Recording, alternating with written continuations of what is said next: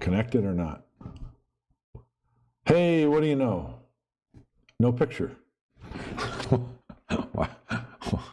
Oh, there we go. And no viewers. Well, unannounced live stream, why would there be? Let's, I'm just going to play some pool for a little bit. Let's turn off the selfie cam. And I'm just going to play, let's turn that off. Oh, yeah. And, yeah, let me play right now and see if anybody watches. Sewergolf says, I'm here. Hi, how you doing? I started the live stream for members only, and there wasn't anybody there. And I was okay with that because I don't have all that many members to start with anyway. And so you can't expect all 15 of them to show up. And I was going to save this video and republish it later, but still testing things. So, but I think things are working real well. I saw a little glitch, video glitch across the screen, but I don't think that's getting through to you on YouTube. Right now, it says excellent connection. It's 9 p.m. And the reason why I did this at 9 p.m., you're shooting pool also? Where are you at? The reason why I'm doing this one at 9 p.m. is because I figured the speed would be better on Starlink. And honestly, that's a terrible speed. 15, I mean, there's times when I get between 50 and 100 megabits per second download. Now the upload is running. Let's see if I can get it to focus on the upload. Not focusing well. But 10 megabits per second upload, that's not bad. 10 upload is good enough. And in fact, YouTube is telling me it's an excellent connection right now. Oh, at your house. Nice. Me too. Hi from New Jersey. Hi, James. Hey, oh, wow, 13 viewers. Okay. I had originally scheduled this live stream to not be public, to be private, just for my members. And I just wanted to kind of talk, and I have a list of things I want to say, but nothing really pre-programmed. And so I want to talk about making break shots. That was the big thing.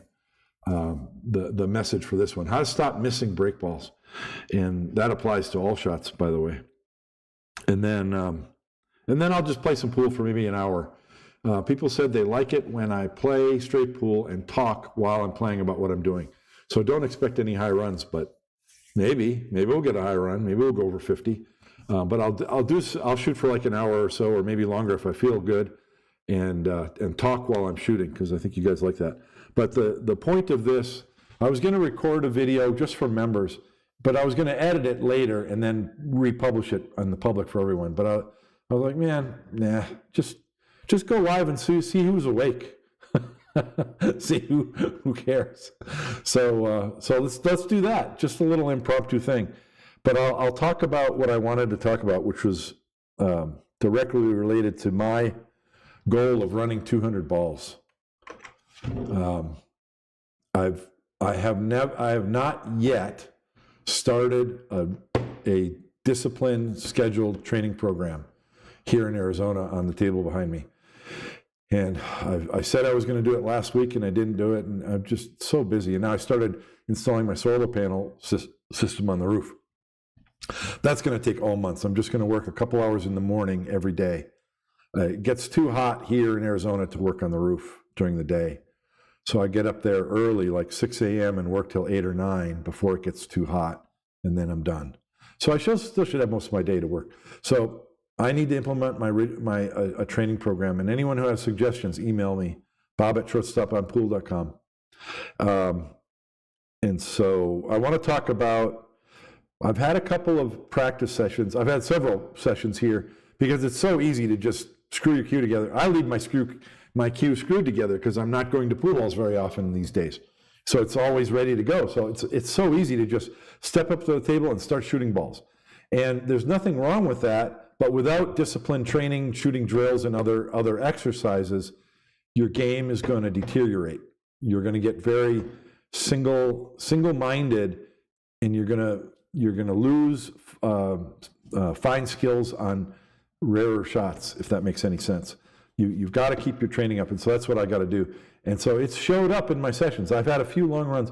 I have not run 100 balls yet here in Arizona, and I'm disappointed about that. But I ran 95 and 88, and then a 60 and 60s and 70s and 50s.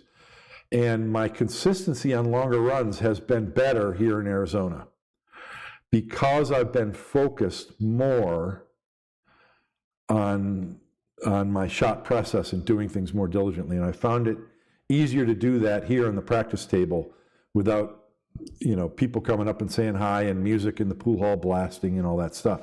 And I even got myself a set of headphones. I'm wearing them right now, wireless earbuds, and I'll play music on those.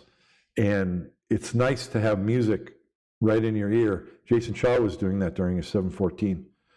It helps to keep your mind focused. But you can't practice in a vacuum. You've got to go to the pool hall and practice where there are distractions as well. And I'm going to the pool hall tomorrow. Let's see. So I've had some good runs, and I've had fewer short runs, bad runs. And I made a video, 6-8 months ago about, I tracked the stats of 5 or 6 players, Jason Shaw, John Schmidt, Ruslan Chynakov, Earl Strickland, Tony Robles, and I think one other. And I looked at their curve, the bell curve, if you chart all of their runs, when they're doing an applied effort to try and run a lot of balls, not tournament matches. And when you compared to mine, I had quadruple or quintuple the amount of misses in the first rack than everyone else. All the pros had much fewer misses in the first and second racks. But most of their misses happened in the first and second racks. But then once they got through that second rack into the third, you saw a lot more runs go longer. John Schmidt had the best balls per inning average. It was, I think, in the 90s. It might have been in the 80s or 90s. That's incredible. And that's from playing for, I think, 4 days when he was up in Calgary last year. 4 days playing straight pool, 8 hours a day, trying to set a high run. And his average was in the high 80s at least, if not 90s. That's incredible. Jason Shaw, over 5 days, not including his 714, was in the high 60s, as were several of the other players. My BPI has been in the low 20s up until recently. I've had a few sessions here in Arizona on this table behind me where I've been in the high 20s, in the 30s, and even above 30. And that's going in the right direction. That's missing much less often in the first rack and the second rack, which is what you want. I'd rather... Players can experience a thing where you score a whole lot of low scores, and then you have one high score. And that's not as good as having a bunch of pretty good scores and then one score that's a little bit higher. That's more consistent. The one run that's an outlier and it's 3 or 4 or 5 times higher than your average score, that's an outlier. It's not reproducible. It's not consistent, and it's not an example of your best game.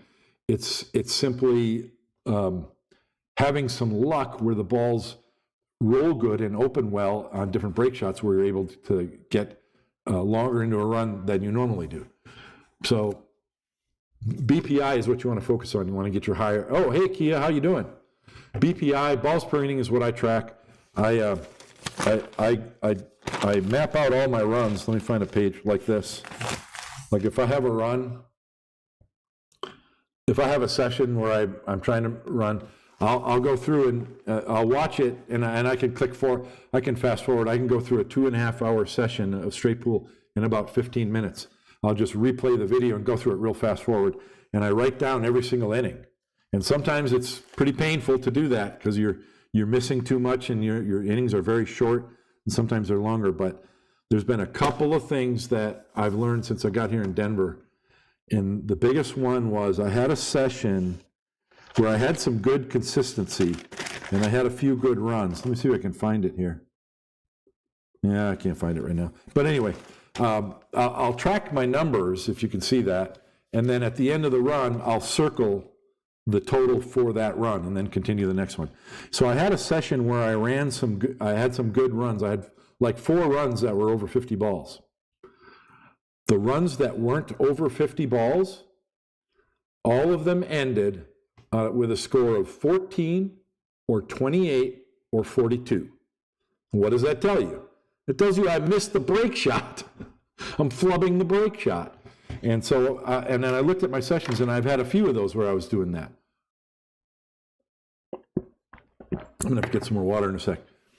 And obviously, you can't miss the break shot. You can't miss any shot. When you miss in straight pool, your run's over, and you write down your score. That's it. You're done. So you can't miss any shot. But the break shots are critical because they're the transition.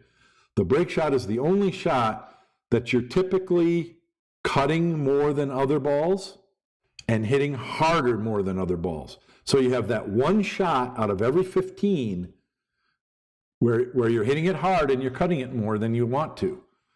And you can get so comfortable shooting those 14 balls where you're playing for shallower angles that when it comes to the break shot, you can lose focus on it.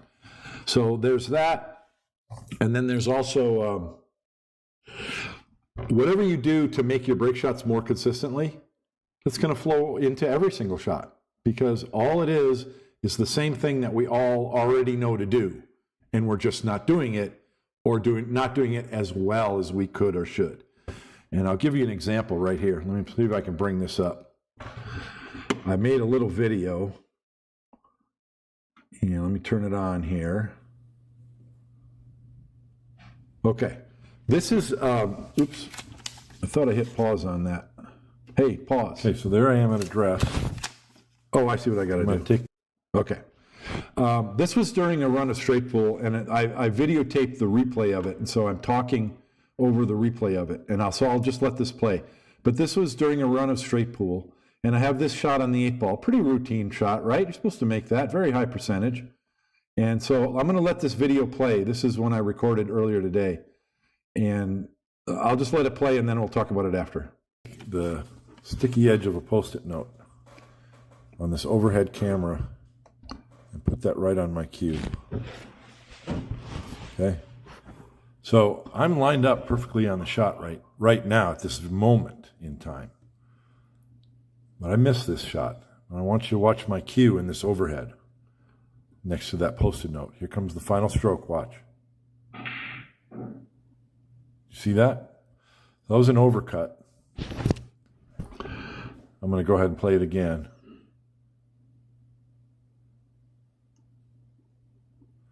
So you can see that almost my whole shaft is visible beyond the edge of the Post-it note right there.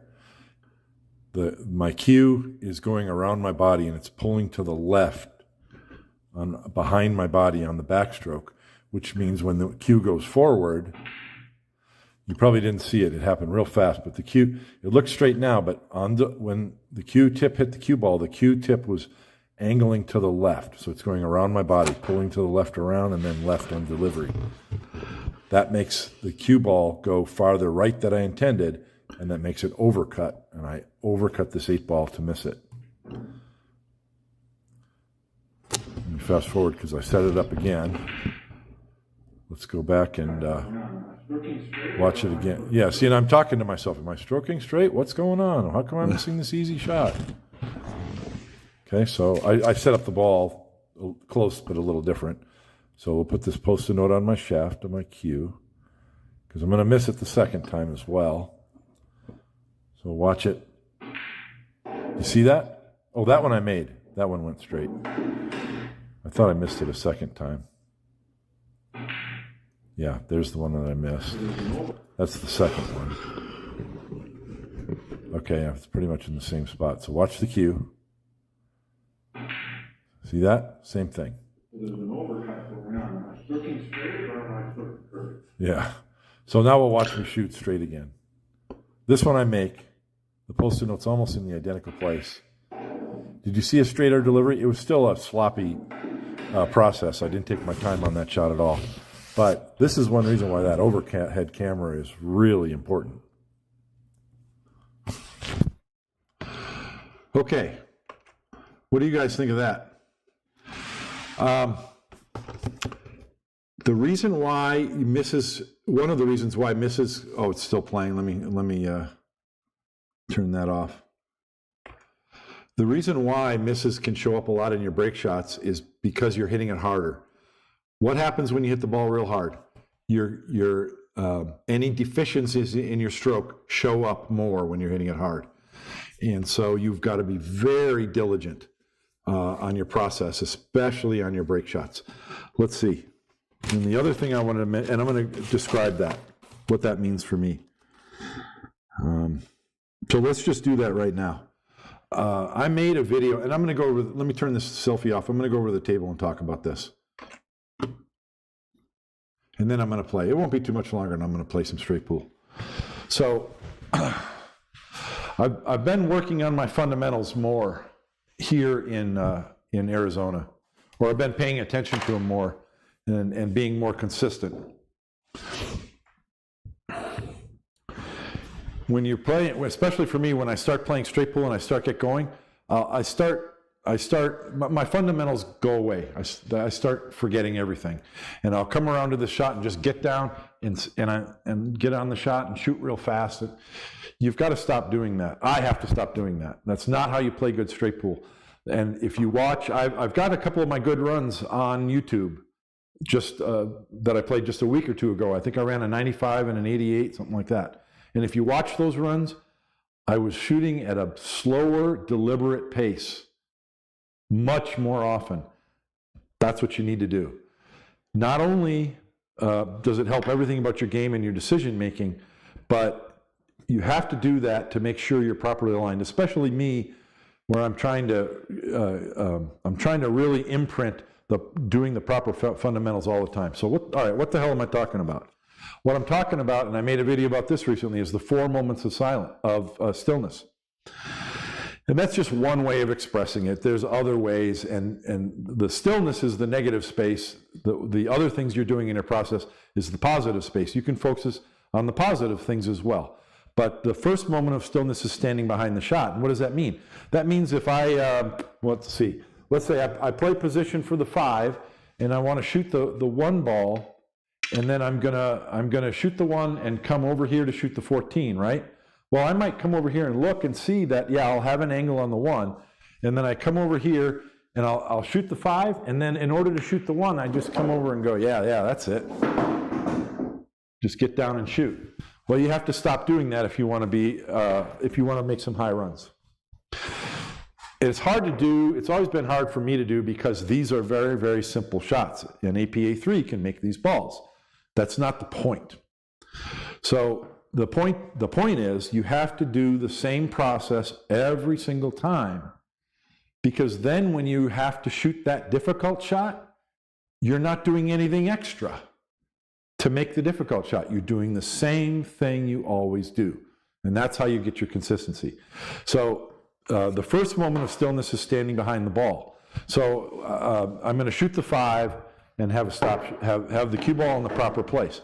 The cue ball's in the proper place. Fantastic. Don't just get down on the ball. Oh yeah, I want to be here and I want this angle on the 14. That means I need to, okay. Now I can come back and stand not at the table, back behind the 1 and address it. That's the first moment of stillness.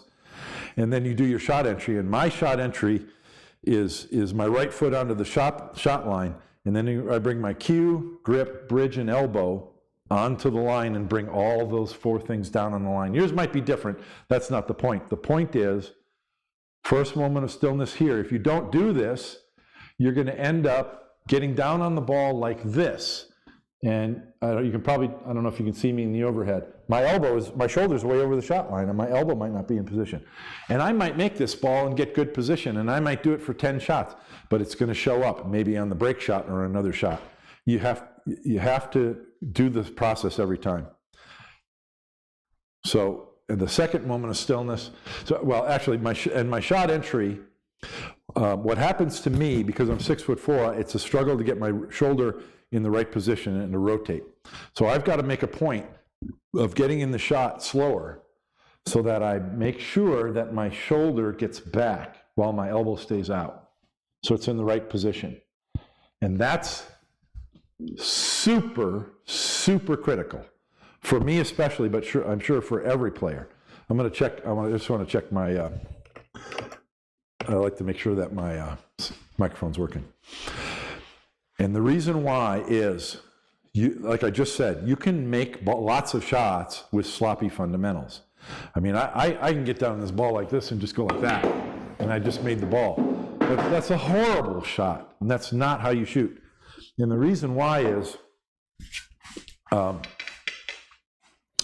the way that you're going to get consistent action is if your stroking machine strokes exactly the same every single time.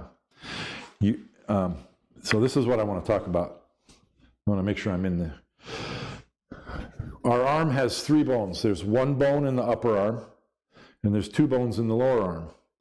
And then we've got a rotator. We can rotate our shoulder, and our elbow has some movement, and we can turn those 2 bones to rotate our wrist like this, okay? The point is, our arm has a lot more movement than we need to play pool. So what we want to do is get it into the most natural position for a straight delivery every single time. And that is with the elbow and the shoulder on the shot line. The reason is that then the arm just hangs loose and you have a single movement. I showed those videos earlier where my cue was going behind my body and then forward. That's how you're missing your shots. That's how everyone misses. If you're left-handed, it's the same thing, but to the right. And that's how you miss your break shots, because that little bit of movement, and you saw on the video, we're talking 1/8 of an inch, 1/4 of an inch. You're going to make all these easy shots. But then when you come to your break shot and you have to hit it harder, now it's off even more, and boom, you miss your break shot. Every shot has to be that perfect alignment that just goes straight. And if you do that on all 14 balls before the break shot, then when it comes to shoot the break shot, it goes in the pocket. So this is, your shot entry is super critical. It's hard to do in straight pool because you shoot so many shots that are very, very easy. So it's very easy to get lazy. You have to get out of that mindset. The other thing is, speed control is super important in straight pool. You've got to be able to shoot this one ball and stop the cue ball here, or out there. You have to have fine control of the cue ball so that you get in the proper angle on your balls for the next shot. That's one of the beautiful things about straight pool. How do you do that? By having exactly the same delivery every single time. And how do you do that? Perfect alignment on your shot entry, where your shoulder and your elbow are in the correct position every single time. And then and then that's related to the slow backstroke. The other thing is, if you don't have a perfectly straight stroke delivery, you do more work when you're down on the ball. When you're down on the ball, you're aiming and you're trying to sense and feel what's straight. You see a lot of players who are down on the ball a long time. What they're doing is they're rushing their pre-shot, and then they're putting a lot of work into the warm-up strokes when they're down on the ball. And that's backwards. What you want to do is put in all the work here while you're standing up in your pre-shot. If you put the work here, then when you're down on the ball, from the moment you're down on the cue ball, you're aimed perfect and it's in the hole. There's no aiming when you're down on the ball. It's already done because you're doing it here. And so when you're down on the ball and doing your warm-ups, the purpose of your warm-ups is to check Q-tip position and aim, but Q-tip position and how hard you're going to hit it. That's what you're sensing. Because when you're down on the ball, you're thinking about 2 things. Object ball in hole, and I want my cue ball here. Not here, not here, not here, exactly here. That's what you're thinking about when you're down on the ball. So you're sensing that speed. You can't spend you don't have enough time to sense the speed if you're working on whether or not your stroke is straight and what your aim is while you're down on the ball. So all that has to happen ahead of time, even on simple shots like this. So I'm seeing the entire shot, I'm seeing the aim point on the line, and then the second moment of stillness is this. It's so easy when you get down on the ball, especially on a simple shot, to start doing your warm-up strokes like that, even before you are all the way down. So I'm making it a point to get down on the ball, place my Q-tip, and then my head all the way down. And in order to not start my warm-ups too soon, I do those two things plus eye patterns. So it's Q-tip placement, head down, eye check, Q-tip and ball. Once you've done those three things, only then are you allowed to begin your warm-up strokes. And in fact, as a practice drill, you can throw out 15 balls and shoot them without any practice strokes because you're doing all the work here. All the work is here. Q-tip, head, eye, eyes on the cue ball and object ball, and just shoot as a practice drill. And then the fourth thing is the third moment of stillness.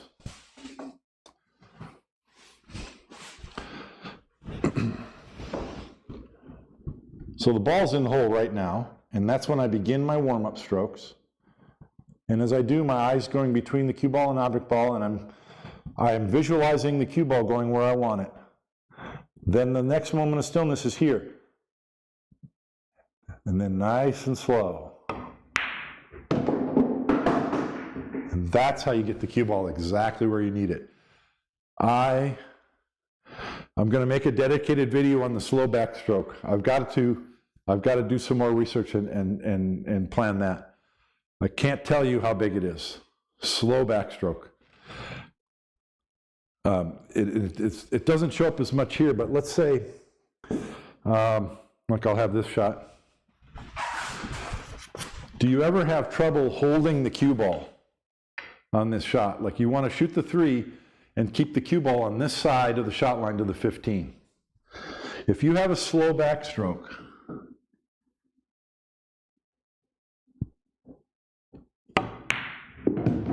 it's super easy. If you have a rushed backstroke, you find it much harder to hold the cue ball. You're going to find, if you can slow your backstroke down, you're going to find you start to develop a finer speed control than you ever knew existed. And it's really huge for straight pool, but it's huge for every game. And you're going to find it easier to stroke the cue ball, to move the cue ball when you need to move it a longer distance. It's the key to a smooth stroke. And part of the reason is it's the pendulum working. You want your cue stick to do the work. It's not about your muscles. So it's a pendulum that swings back and forth, right? So what happens to a pendulum when it gets at the top of its arc? Gravity pulls it down, right? If you rush your backstroke, if you pull it back real fast, you're using your muscles to pull it back. You can jerk and it can go offline. That's one thing. But also, if you feel like you're using muscles to pull it back, it makes you feel like you have to use your muscles to throw it forward. And you are using your muscles, but that's not the sensation you want. When you bring it back slowly, it's less likely to go offline, and the transition at the back to go back forward becomes super buttery smooth. And that's what you're after. This moment at the back of the backstroke is the most important moment in the entire pool shot, every pool shot. And that's why that's part of the reason why that slow backstroke is so important. Nice and slow, and when the cue gets to the top, it will just naturally fall and go. And so enough about that. And then the fourth thing that I have to incorporate in my game, and I'm going to make a separate video about this too, because I am the king of rising up on my shot. You should have seen me 25 years ago. If I was going to pocket this 6-ball 25 years ago, I don't know what my stance was like then, but this is how I would shoot it. Watch my final delivery in my head.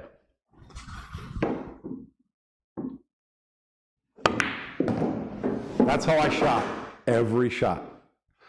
When I was ready to shoot, as my hand came back, my head would come up because I felt like I needed momentum to push that cue through, and I needed to get up higher to get some muscle into that. And I would do that kind of a thing. I can't do it perfectly anymore, but I'm the king of rising up, and there's more to it than that.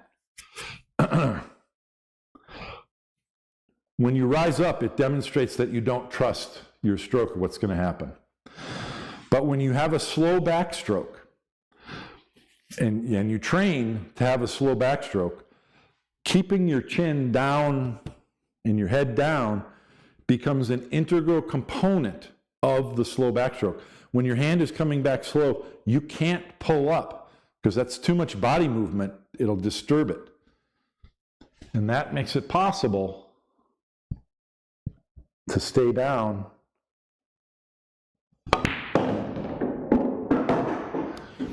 because I'm training so that on the final delivery, the only thing in my whole body that moves is that lower arm. Slow back, and you just let it fall, and it finishes right here. And I feel it finish, and then I watch the object ball go in the pocket, and I watch the cue ball move, and then I rise up.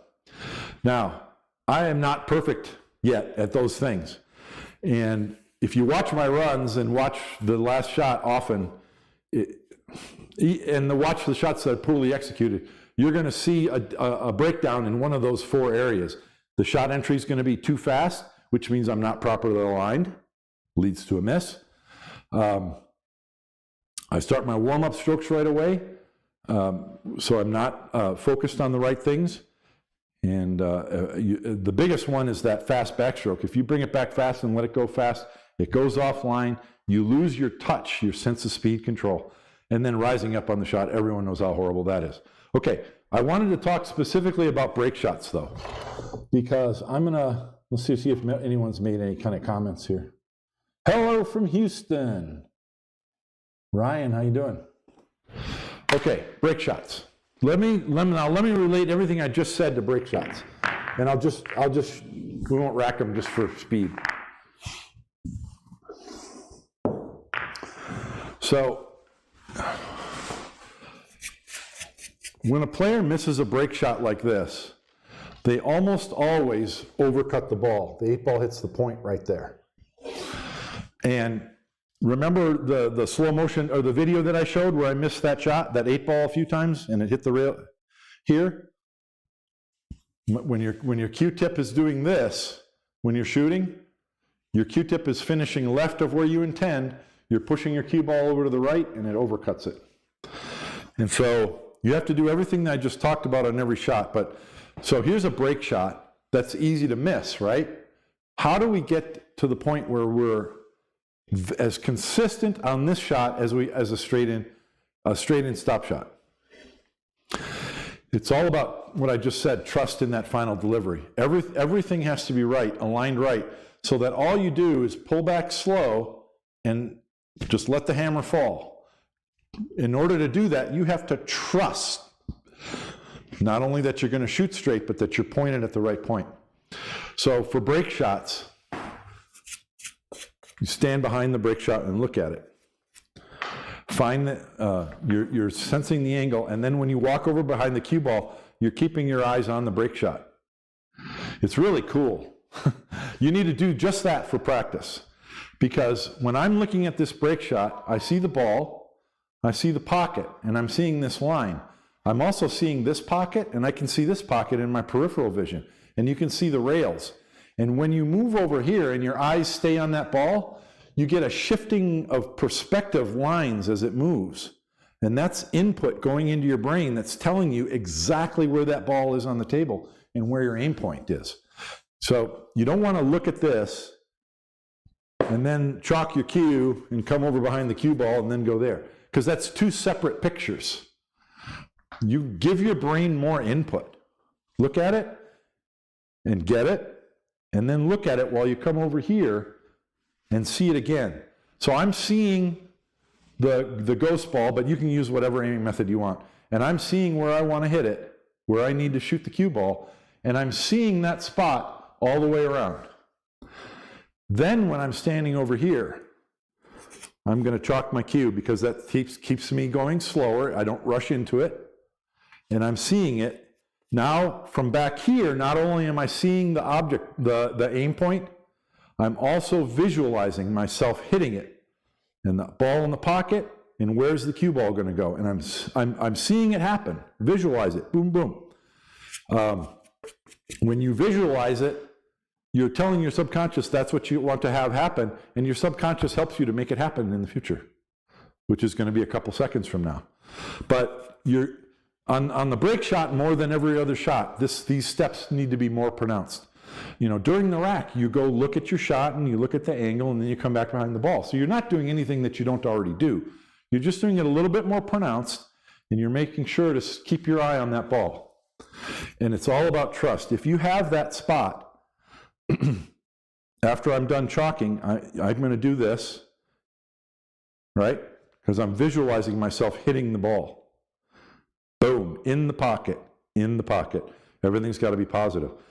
After I've seen it go in the pocket a couple times, then my right foot comes on the shot line, and as we've all trained to do, whatever your shot entry is, mine's 4 points, bridge, head, grip, elbow, all 4 of those things come on the line at that point.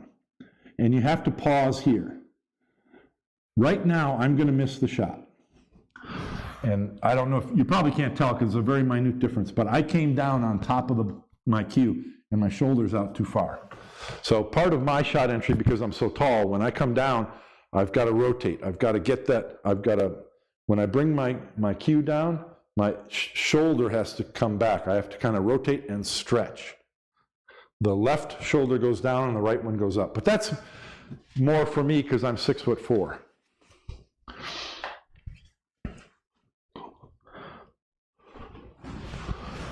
There we go.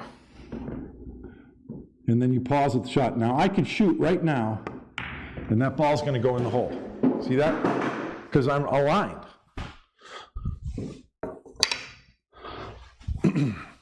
All the work is done before. Okay. So the second moment of stillness, when you're at address, when you first come into the shot at address, your eye goes from cue ball to aim point, and you're making sure it's right. And if it's right, then you begin your warm-up strokes. In your warm-up strokes, you're sensing the speed. So I'm not going to talk while I'm down on the ball doing this. Your warm-up strokes, you're sensing the speed. Then you have your third moment of stillness where you pause and check, make sure everything's right, and then it's a slow backstroke, and you let it fall. Now on a break shot, you're going to hit it hard, so you want a longer bridge. And you set that bridge length when you get down on the shot, so you don't have to think about it again. Because when you do your backstroke, the Q-tip comes back to your bridge. So you don't have to think about the length. That's where it comes back. Bring it back slowly, and it only has, you're not holding it back here. You're just letting it rise, and it'll drop on its own and go.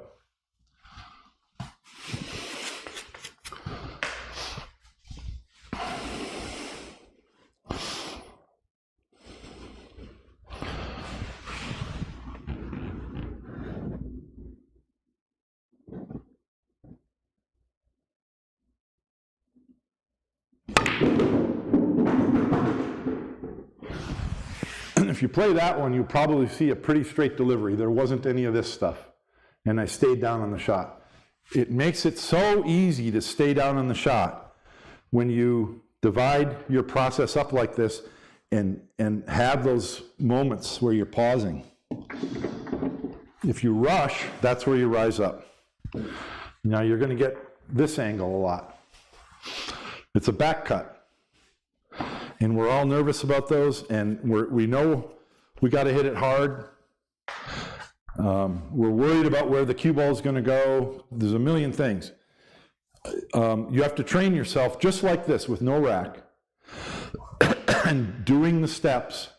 And all you're doing is putting in all the work before you get down on the ball, so that when you get down on the ball, you're aligned. And all you got to do is pull it back and let it rip. There's a real sharp cut, But I'm making a really firm decision of exactly where I'm aiming here. And then just come down on that line. Stretch. Get your rotation so that your cue goes straight. Still got it? Yep.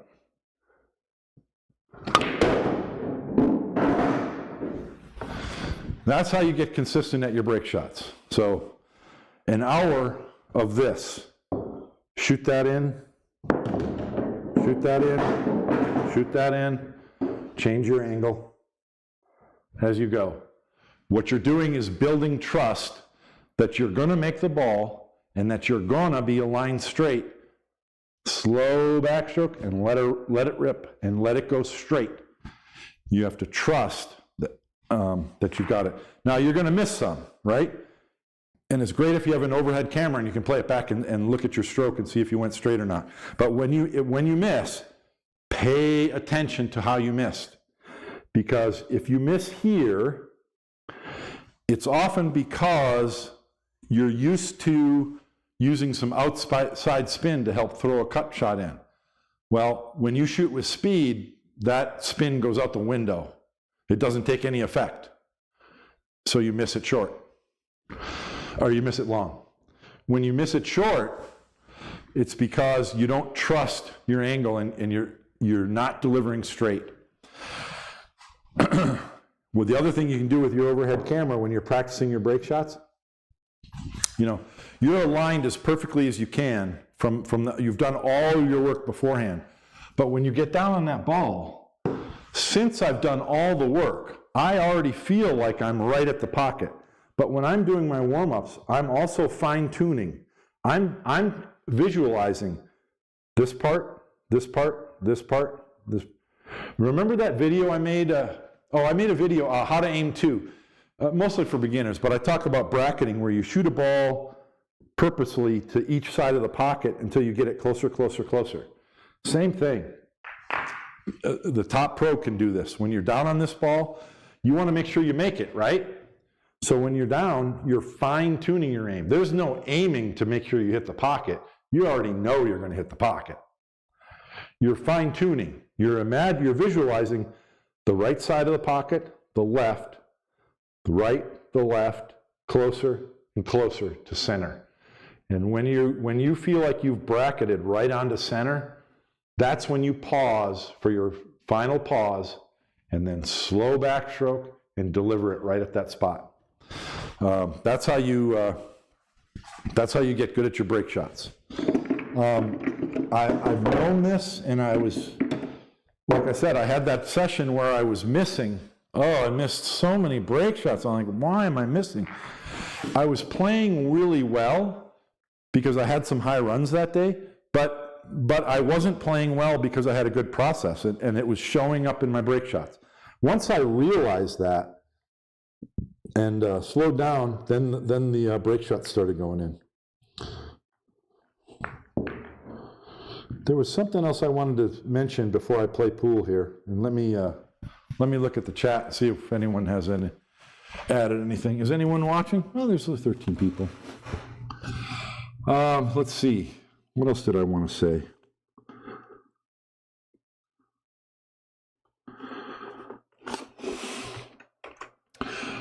Let me play this video because I talk about how important the slow backstroke is.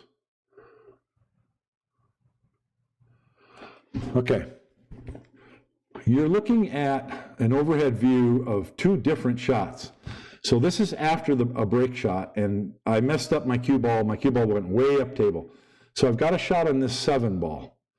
On the left side of the screen is when I first shot the shot, and I missed it badly. On the right side of the screen, I set the shot back up. You can tell the 7's not quite in the same place. But I set it back up, similar shot. Excuse me. And then the second time I shot it, I pocketed the ball. So I'm going to play the video. They're both going to play at the same time, and you're going to see me hit the cue ball at this, or draw back my backstroke at this, begin my backstroke at the same time. So on the left side, I'm going to miss. On the right side, I'm going to make it. But watch my... Now they're both going to play again in slow motion. My Q-tip is moving back on the left. It's all the way back, and now it's going forward, and I haven't gotten all the way back on the right yet. The cue ball's already halfway there before I even hit the ball on the right. And I missed on the left, and on the right, I hit it good. Slower backstroke, people. I'm telling you. This is a long, let's see, let me play it again. This is a long, difficult shot. I mean, the object ball is kind of close to the pocket, but as you know, it's so easy to miss. You're focused on that aim point. Give yourself 2 seconds before you do your backstroke, and then pull your backstroke back slowly while maintaining focus on that aim point. You're letting the stroke happen rather than forcing it to happen. And this is the difference. That's the difference. It's something to practice. I'm still practicing. It's huge. It's huge, guys. All right, what else?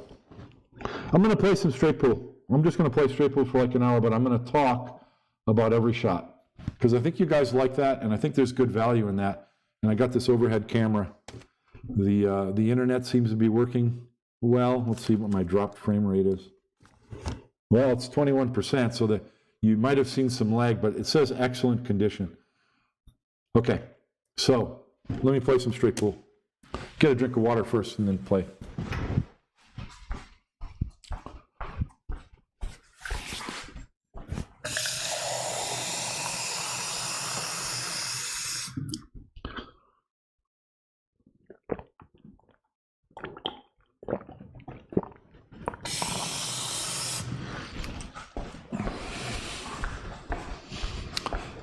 Normally I don't put the brick ball this close to the rack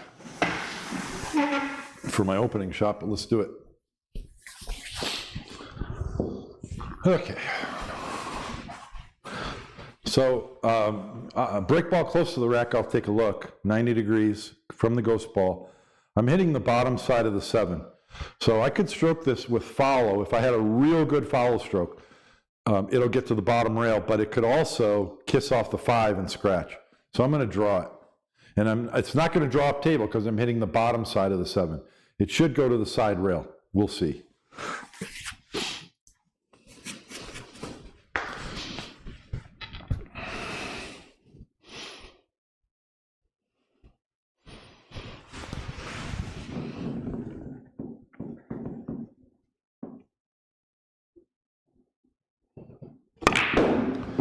Yeah, bottom rail and spun out. I got pretty unlucky there. Usually these balls are open and the cue ball comes farther and you have an easy shot to start. So I do not have an easy shot to start at all. I've got to shoot this 14, I think. So we'll take a look. I almost have a shot here where I can shoot the 5, carom off the 4 and make the 15, but it's not quite right. The 15 is not quite in the right place, or the 4. I don't have a bank shot. I don't have a shot in the sight. Wow. So very unfortunate. So I'm going to shoot the 14 because it's close to straight. If I put a follow stroke on it, the cue ball is going to go to the rail and come out. So I'll have the 7 in the side of the 12. Hard shot. I don't want to slow roll it. I could end up on top of the 12 with nothing. So just want to put a nice medium smooth stroke on it. Let's see if I can make this the first try with all the steps that I just talked about.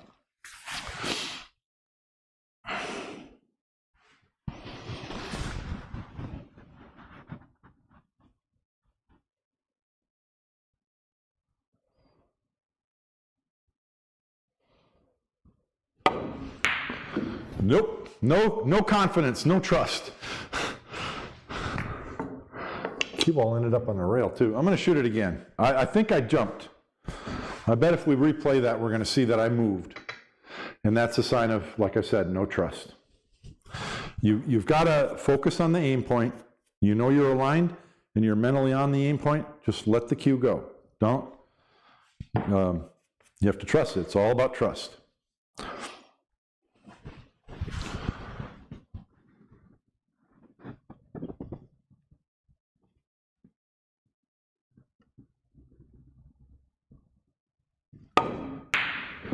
All right, let's do another one. So you make a mental note of that, and I have made a mental note that I do need to work on my long shots. In straight pool, you often end up with you got to make a long tester. If you make it, you could run 40 balls, but you got to make that first shot. I don't have 5-inch pockets on this table at 4.5. So I need to work on my long shots, especially on the rail. If the cue ball was out here, my make percentage on that 14 is, like everyone else, is super, much, much, much higher. All right. Now this one is a shot I've been shooting a lot lately. This is a follow stroke. You can shoot this with some left English to make the cue ball come 2 rails to center table, even on the fast equipment of today. I like to shoot it harder with right English, and then the cue ball hits this rail and kills and comes straight up here. And sometimes it comes way up here. But I'm always getting at least 2 balls up around this side pocket area, and if not, I usually have an easy shot into this corner pocket. Maybe I'll demonstrate both. So this is high right, firm.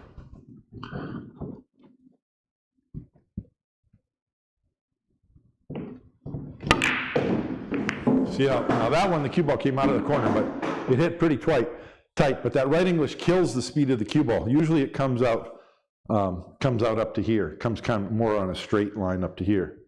That's the shot Jason Shaw scratched on in 714, because the cue ball hit here, and rather than hitting the side rail, it just came straight up to the corner. This is excellent. I could run this rack out, but I want to demonstrate that shot the other way. You should get familiar with both. I think especially if you're playing on equipment that's a little bit slower, the 2 rails out to center table is better. Let's see if I can set up the same angle. Generally, you don't want to do this.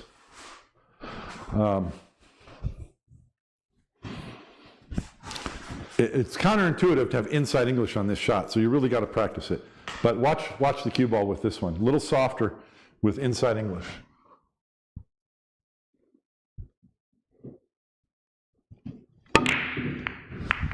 Okay. Did you see where I hit it? Right here. Undercut it. And I also did not do my process at all, did I? I just got down on the shot and shot it. So is it any surprise I missed? No.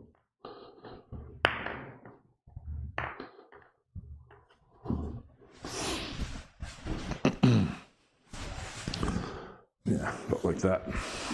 Okay.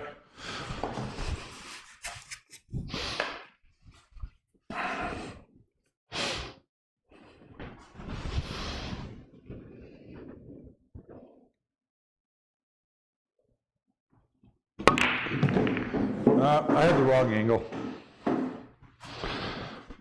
Let's do it again. I'll do it again.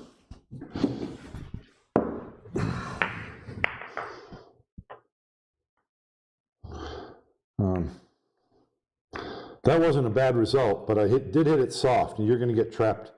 You can get trapped hitting it at that speed. It needs to be coming off of that 11 ball.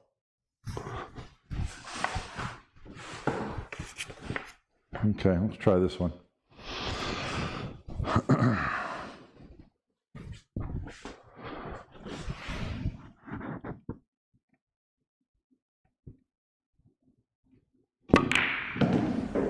I'm just not hitting it right. Oh, that's brutal. Yeah. I want to do it once more because I really want to demonstrate this shot. You can see why I favor the other one, because you're hitting it harder. You're going to have a longer shot often to start the rack, but I'd rather have a long shot than no shot.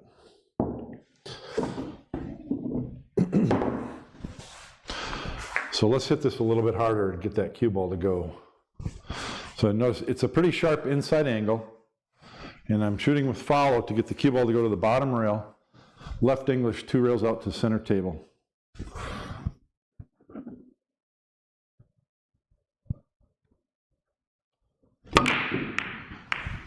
I missed again, and you notice I rushed my setup to the shot. I'd like to blame myself talking, but it's not an excuse. I need to do it, even if I'm talking in the microphone. Last one of these, and I'm going to play some straight pull, okay? I just thought I could demonstrate this shot, but apparently I don't have the angle right. Maybe the object ball has to be closer like this. Yeah.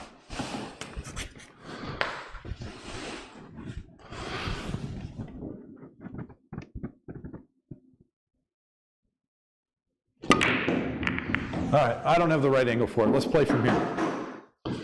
So how do you run this racket straight pull? This is ideal, and this happens on modern equipment. What I mean is we have quality balls, clean cloth, and the balls just separate. The only problem is this, and it's not much of a problem. We'll deal with it. I've got a possible break shot with the 14. Either one of these could become a break shot, and there are others if I need to. Key balls, this is not a good key ball. One of these might be a good key ball. My only direct shot right now is the 7. It's the only shot I have. I could shoot the 8-15, and it's an easy enough combo that I would choose to shoot it if there's an advantage to doing so. And there is an advantage to doing so. And it's that a stop shot on the 8 ball, or just a little bit stun forward a little bit, and I have the 13 in this corner. Once I shoot the 13, I'm already on the 2 in this corner. So if the 8 ball was here and I had to draw back to get that position, no, I wouldn't shoot it. I'd do something else. But because it's right there, I think it's the right choice, because I'm immediately dealing with this, and I'm dealing with it in a way where I don't have to run into it. And the 8 ball's positioned perfectly. What I don't want to have happen here is have the 8 ball go to the rail or go straight over and tie up the 11. But it's straight enough. I think the 8 ball is going to stop here. Okay, let's do it. Now, I'll show you one thing I just did, if you noticed. Let me step forward so you can see. As I'm getting ready to shoot this shot, I'm looking at my grip position. My normal grip position on my cue is back here for most shots. For this shot, it's up here, because I'm going to hit it soft. You want a short grip, and then when I make my bridge, it's going to be a short bridge, real short. And when I do my backstroke, it's going to be 2 inches. Because all I'm doing is a little boop, little poke. I want to stun the cue ball forward a half a ball diameter.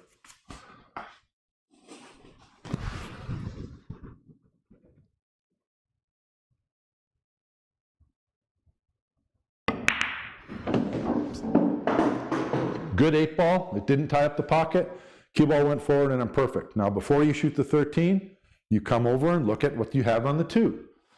Okay, I'm going to have an easy shot on the 2, but what next and why? The next shot that's automatically there from the 2, if I just play a stop shot, is the 7 or the 12. Which one's better to shoot? The 12, because it blocks the pocket for the 14. Also, if I end up shooting the 14 as a break ball, I want the 6 gone early. The 6 is not a good ball to have. Now, if the 6 ball was up here, then I might choose to leave it, because now it's a good key ball, because I can get an angle on it and just bounce off the rail, and I'm on my 14 ball break shot. But if the ball on the rail is below your break ball, you want to get rid of it early. Okay? So I don't want a big angle. So again, I just want to stun forward just a hair. If I'm straight in on the 2, that's fine, or just here. Actually, I do need to stun forward because I don't want to be shooting the 2 ball over the 4. So that's the decision I'm making. I haven't worked out an end pattern yet. I have 2 potential break balls. I have lots of options. You need a computer to figure all the options. So you don't want to get too bogged down.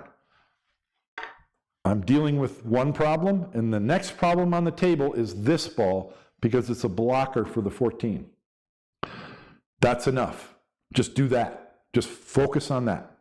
Don't worry about anything else. Because if you miss, you're done. So make this ball.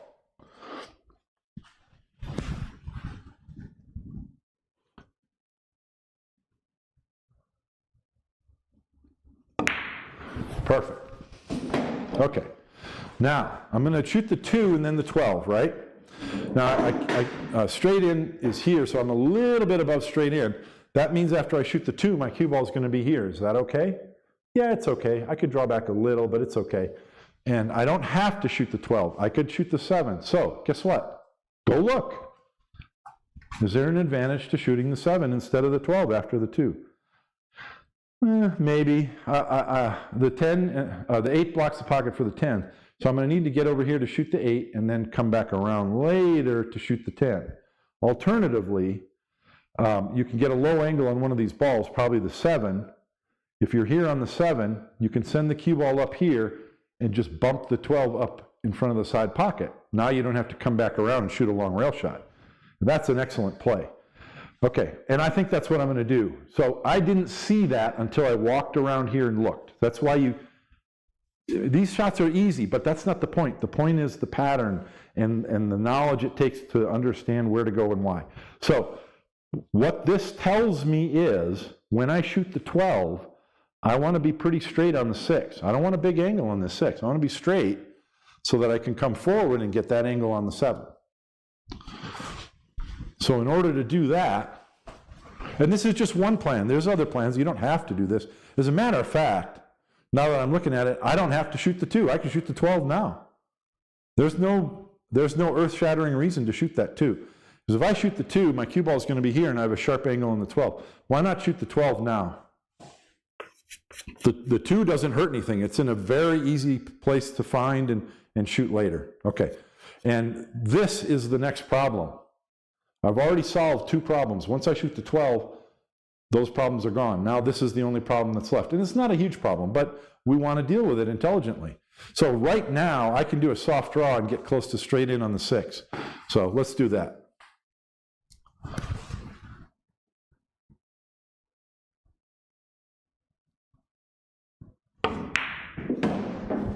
Okay, now I'm going to shoot the 7, possibly, most likely. What you don't want to do here is try and roll the cue ball just down to here. Because often you'll undercut this and you end up too close to the rail. Now I can't shoot at the bottom of the cue ball to get up into the 10.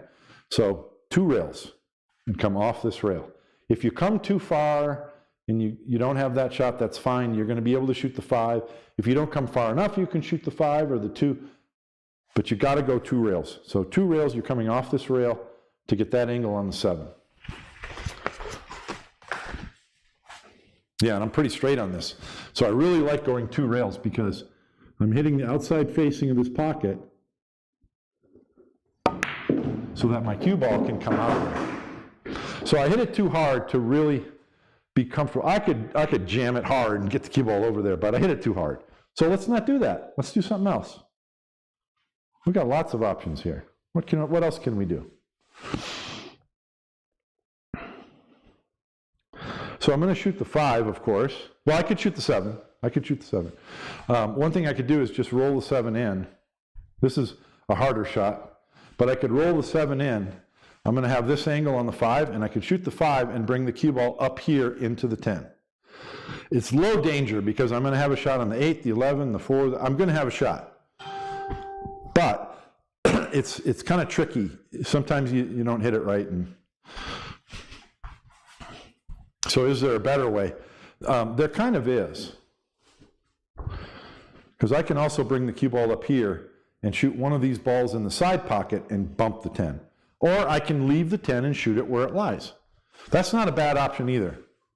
Actually, the angle that I have, it's conducive to, pretty natural to just stun the cue ball here. So rather than trying to hit the 10, I'm just going to go here. Because if I don't land right on the 10, I'll have the 8. Or the 15 or 1 in the side. But if I land well on the 8, then the entire rack is solved.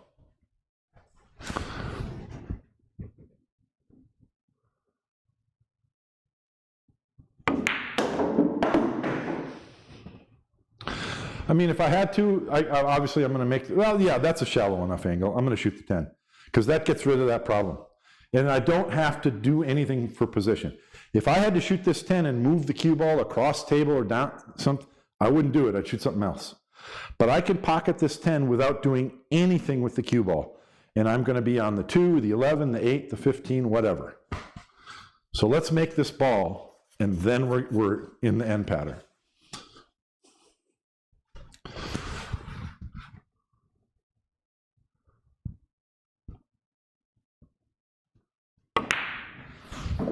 Okay, now we're in the end pattern. Every problem is gone. There are no problems left. So all it is now is a matter of execution and finding the right pattern. So what I see, the initial thing that everyone sees is 4 balls break shot, 15 is key ball. And that's the classic. So if you're going to do that, you want a ball, what's your K2? The best K2 is the 14, because it's close to where you want to be to shoot the 15 in the side. That's an excellent pattern.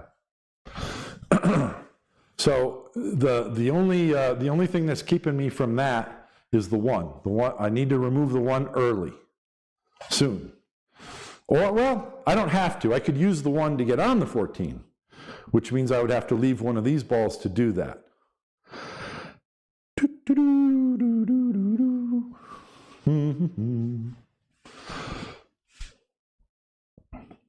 I like shooting the 8 and drawing back up here, because then I'll be on the 1. I don't have a good ball to get on this 14. That's what I don't like. But let's just make it happen. I really like shooting this 8 because I'm coming right into position for the 1. Let's see where the cue ball stops, and then we'll figure something out. Now, you know, a lot of you are going to shoot the 2 ball from here because you can't reach it.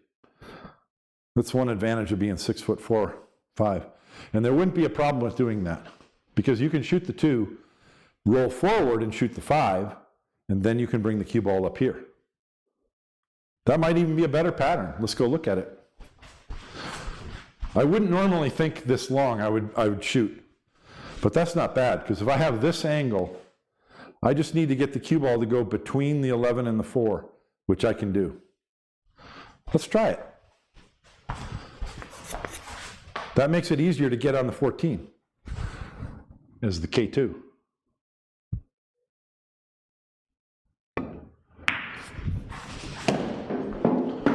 Okay, now my cue ball is going to be going this way.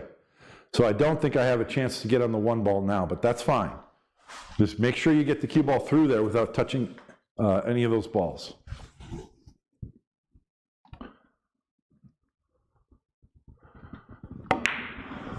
Okay.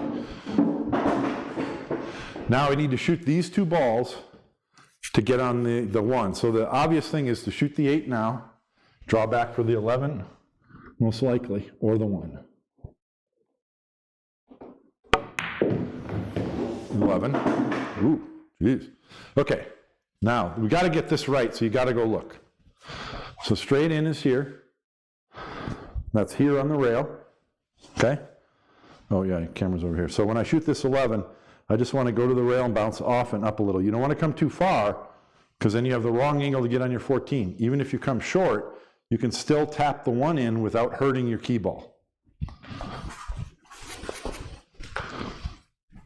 And I'll even look at it from here too. Look at it from both sides. Just make sure you get it right.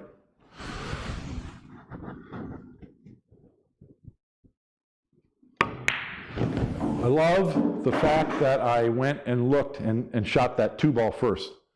Because if I didn't take those extra steps to think about it, I would have shot the 8 and maybe the 11, and then I would have a harder time getting on the 2, and then I got to get from the 5 over to the 1.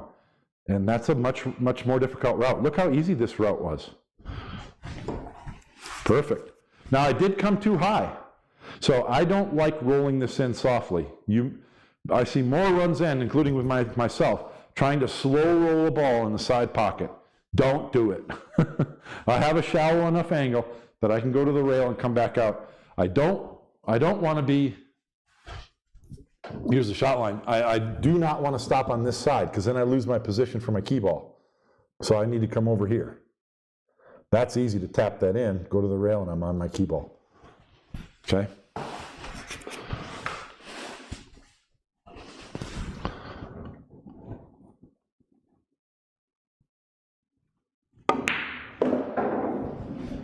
Blutimus. That'll work. Now, you always got to go look. This is touchy, because if you get the wrong angle, you got to send your cue ball up to the head rail and back down. You don't want to do that. So I'm almost not far enough, but I think I can do a little pinch. Yeah.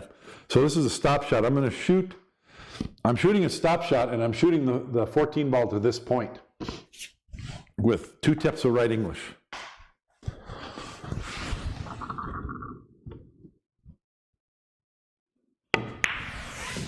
See the cue ball spin?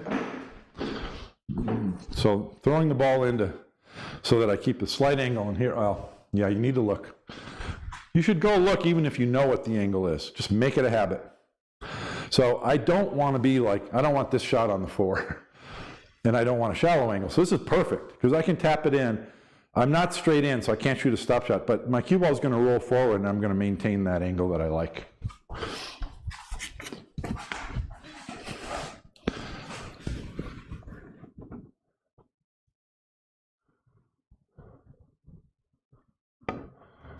Notice again there, my backstroke was like an inch long, 1 or 2 inches.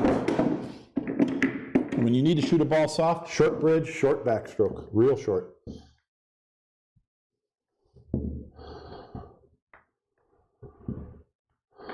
That was a revelation for me, shooting that 2 ball first instead of shooting the 8 for the end pattern. That was a real good plan. Okay. This is a tougher break shot. As a right-hander, I'm cutting, the break ball's on the wrong side of the table for me.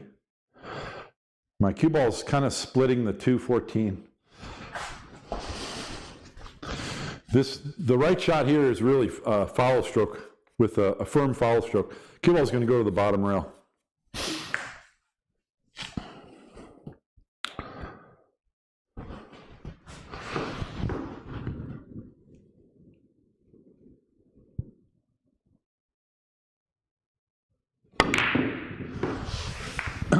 So, why did I miss it?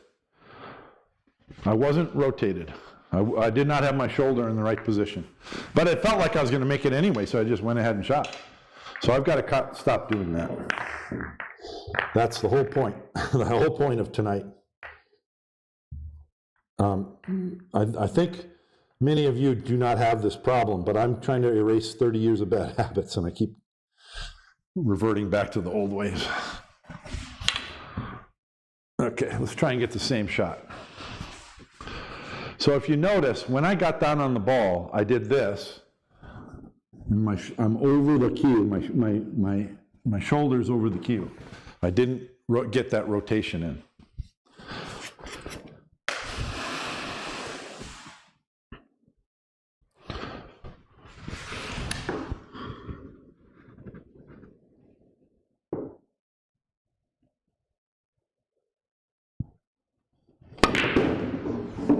That's the shot I'm talking about.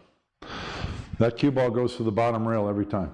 Now usually, the cue ball stops here, and one of these balls comes up to the side pocket.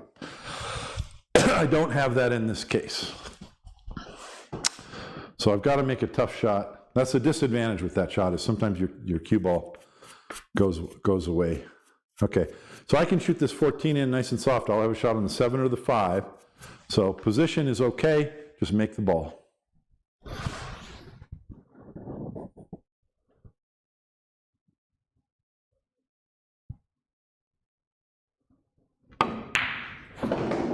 So that's an example. Everything stays still. Focus on the aim point. Trust it. When you're ready, pause for that final 2 seconds and then pull it back slow. If you go fast, if you pull that cue back fast, you're going to miss. You got to go slow, because that shows that you trust that all the work you've put in is correct and you're on the aim point. And all you got to do is pull it back slow and just let the cue fall. That's all you got to do. So now I can shoot the 7, the 5, or the 9. So which one should I shoot? Shooting the 5 ball, I have to cut it, and my cue ball is going to move a lot. I'm going to make a break ball out of this, but I'm probably going to have to nudge it a little bit or something with insurance. First thing I see is I can tap in the 9 and maintain a low angle on this 3. Yeah, the 3 goes. So if I'm here, my cue ball separates these 2 balls, and then I'll have the 10 ball next, or the 5, or the 12. And that could potentially push one of these over and make a break ball as well. It's not a bad idea. You can also get hooked if you don't hit it right, but I'm going to hit it right.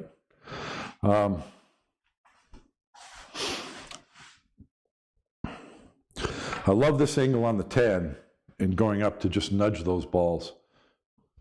And these aren't really a problem because both the 6 and the 1 go in that pocket. Right now only the 6, but once the 10 is gone, they both go. So you don't have to bump those. But it's not bad if you do, either, because you could make a better break ball. After bumping those, I might have the 15. I don't know. Okay. Too many options.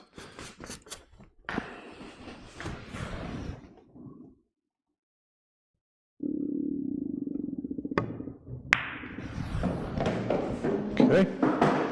What I'd like to do is make sure that my cue ball moves up a little bit. I don't want it to stick on the 1. I'll have the 10 next, but I'd rather have it come up and have an option of shooting the 5 or the 15. So I'm looking at my angle and this angle. See it before you shoot it, and then just let what you see happen.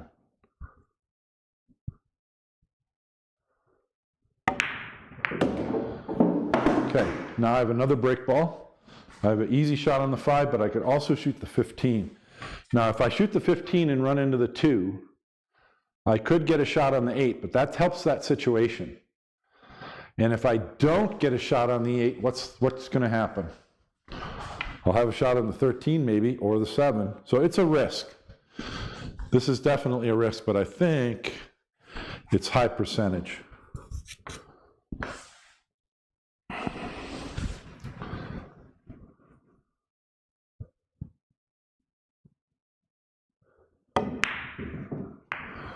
Well, it's no good if you miss. Let's do it again. I was elevated over something, wasn't I? Yeah, I was elevated over the 6 a little bit. So that made it a little, oh, and the 2's right here. So I had to use inside English. And I didn't realize that till I got down. I had to use a little inside, otherwise I'm going to miss the 2. So you need to see that before you get down on the shot. You can't make those adjustments when you're down.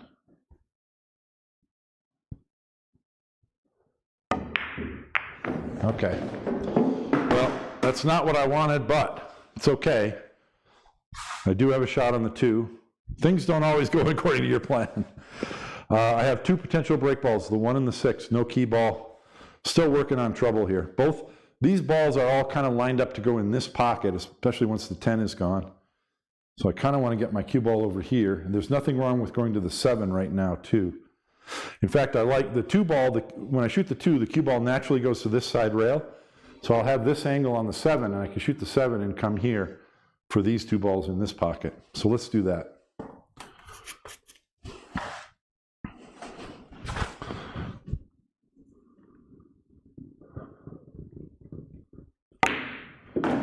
Whoa, cue ball got away from me. Okay, now what? I can't hold it here for those. I like the 8 ball better than the 1 as a break shot because it's on the side of the table for a right-hander. And so I think I'm going to cut the 7 and just go 2 rails to center table. I can use the 1 to position for these balls over here. Okay.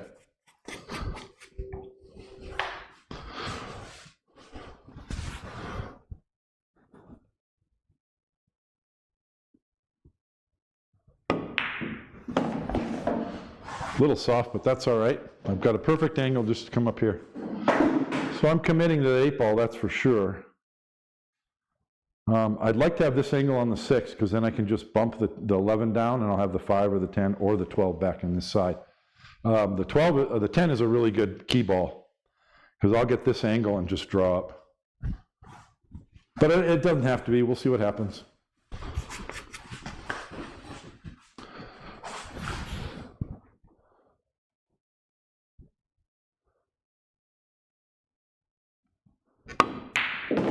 Need to, I didn't come high enough.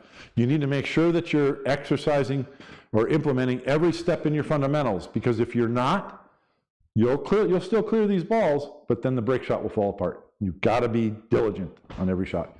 Okay, The 11 ball does not go by the 10, so I have to shoot the 6. And if a drawback is going to give me an angle on the 12 to go that way, so that's what I need. Okay.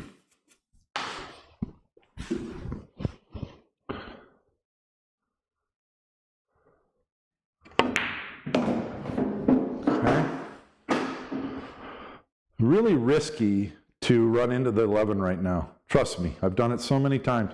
You think, oh, I'm just going to stun this over and nudge the 11. And then the cue ball comes over here and parks right behind the 5 and you have no shot whatsoever. Straight pool is about shooting the least risky thing you can shoot. So by walking around and looking, I already saw something that's 100 times better. Because I can roll the 12 ball in and get this angle on the 13. I can shoot the 13, come up and nudge these balls. I might make another break ball. And I absolutely will have a shot on the 10 after doing that. So there's straight in. I need this angle. Okay. That's like 1,000% better.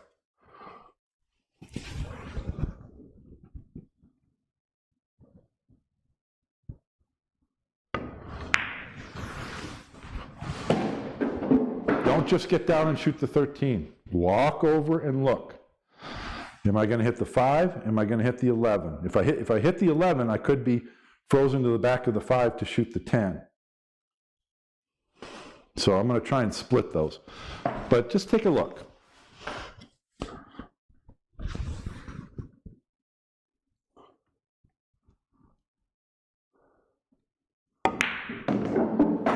Perfect.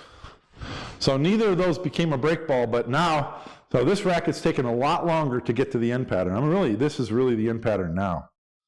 The 10 ball is that key ball position. I could shoot 11, shoot the 11, 5, and then get that angle on the 10.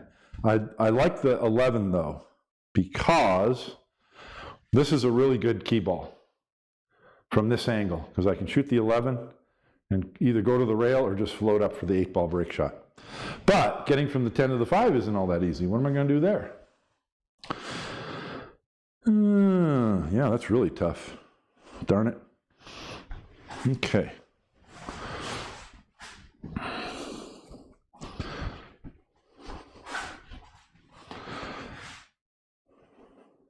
Got it. Okay, you want to look for patterns that have the least amount of cue ball movement. Okay, so I can shoot the 10 and just come up for the 11 in the side.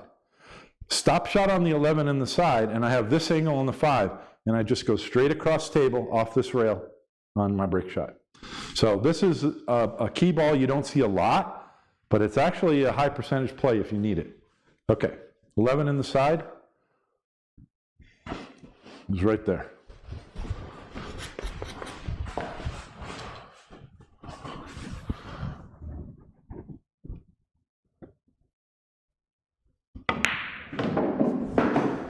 Think that I'm good?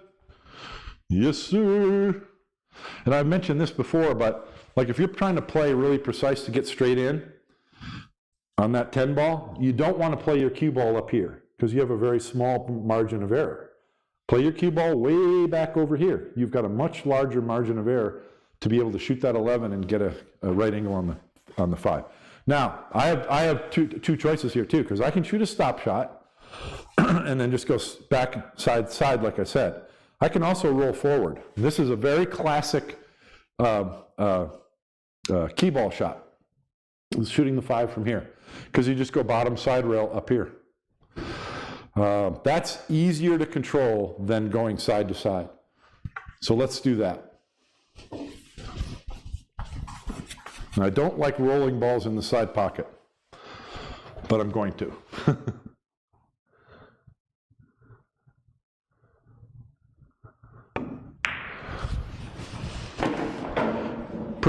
That one I just had more confidence in. Okay, now the key to this shot is when you come off this bottom rail, you want to be close to the 8 ball. You don't want to come over here, because then when you're coming off this rail, you're going to cross your shot line and you don't have an angle.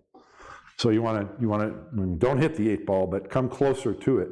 So I'm going to the rail with spin to get close to the 8 ball, and then with that spin, I'm also coming wider off the second rail.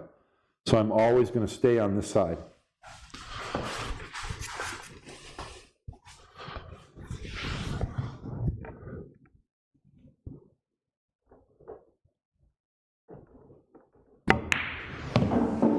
that close, you come close to it, and you're always going to have an angle on your break shot.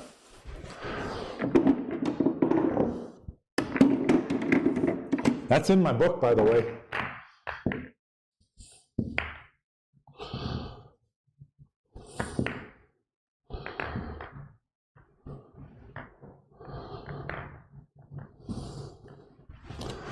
Okay, break ball is far from the rack, and it's low.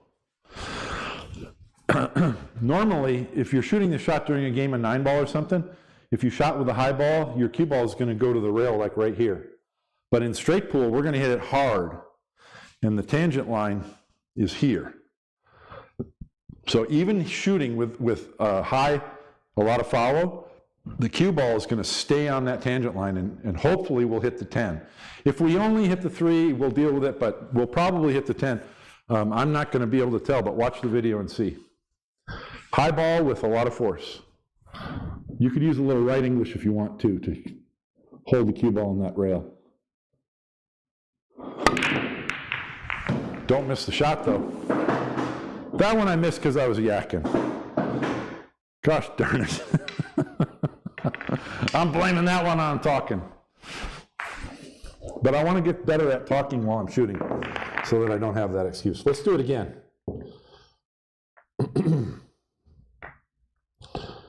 Yeah, if I had my Tangerine Dream playing and I'm trying to run a lot of balls, I'm not going to miss that one. Okay. It was pretty much, was it about there? Cue ball was about here? I think so. Okay.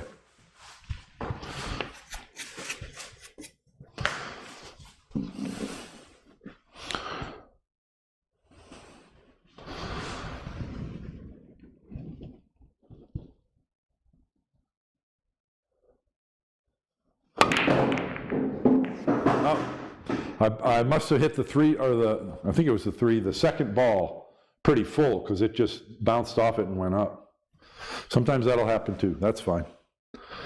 The 1 does not pass. Well, the 1 is my only real good potential break ball, but I have to deal with this cluster 3 in the center.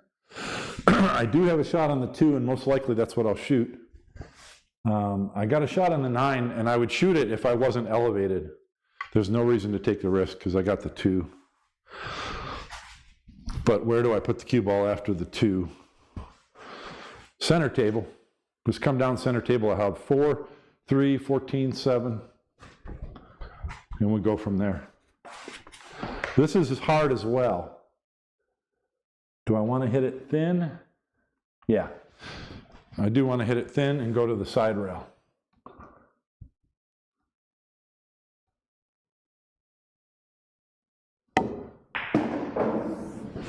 Well, that's not really center table like I was pointing to, is it? So that was pretty poor. Still in recovery mode. We're still trying to get in line. So I have a shot on the 7. Well, maybe I got a shot on the 12. The cue ball is going to hit the 15. If I'm unlucky, it's going to double kiss and the cue ball is going to scratch right here. But probably the cue ball is going to hit the 15 and then go 2 rails out. You don't want to miss the shot for trying to control the cue ball too much. Don't miss. Rule number 1, don't miss.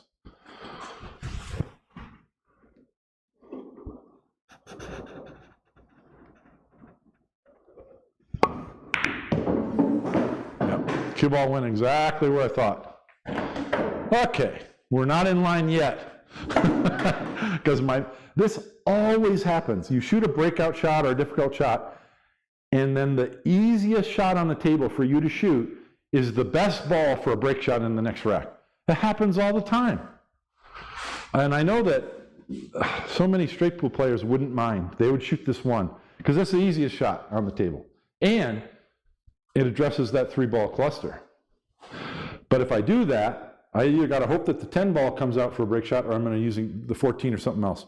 Now, I have a very reasonable shot on the 4 in the corner.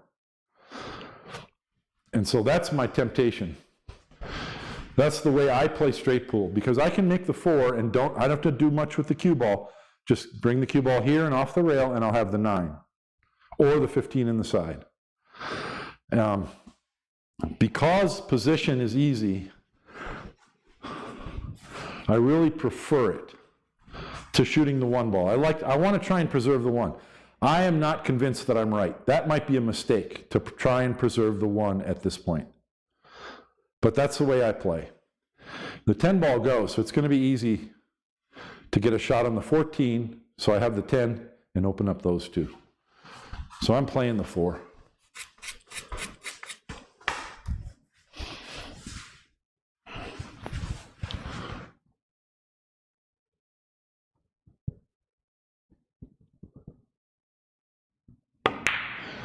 My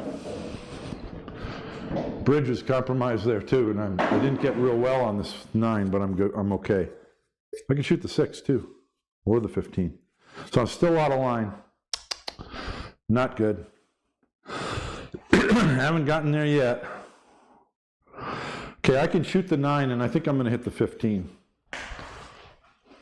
just to control the cue ball.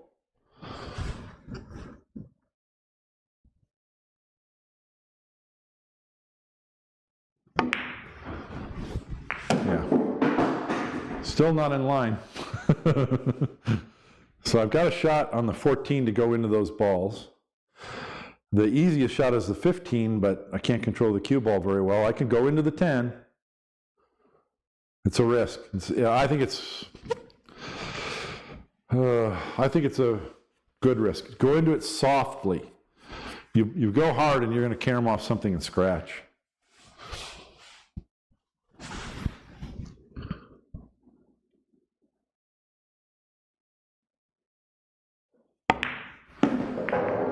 So I almost scratched, not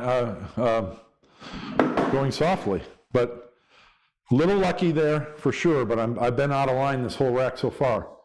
I feel the most in line now, and this isn't great. Once again, got a good shot on the 1, but I don't want to shoot it. I have a very shallow angle on the 6. The 10, I can't tell. I don't think the 10 goes in the side. It's caroming off there. Oh, do those balls go this way? No. So the 10 ball goes back to, so those are still a problem. I'm pretty elevated. I think I can come up and nudge those open and have the 5.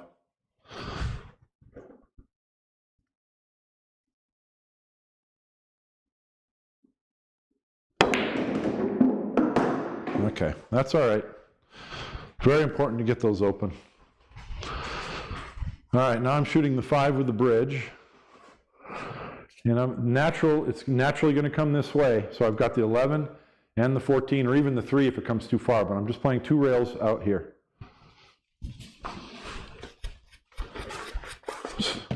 This is a recovery mode rack, and it happens.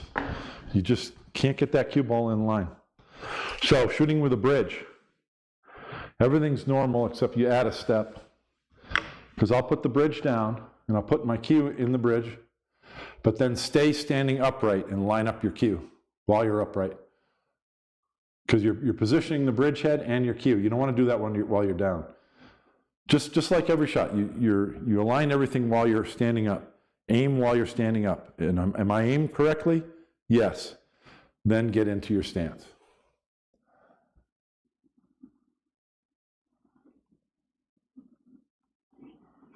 Because then when we're down on the ball, we're just sensing our speed, because we're already aimed.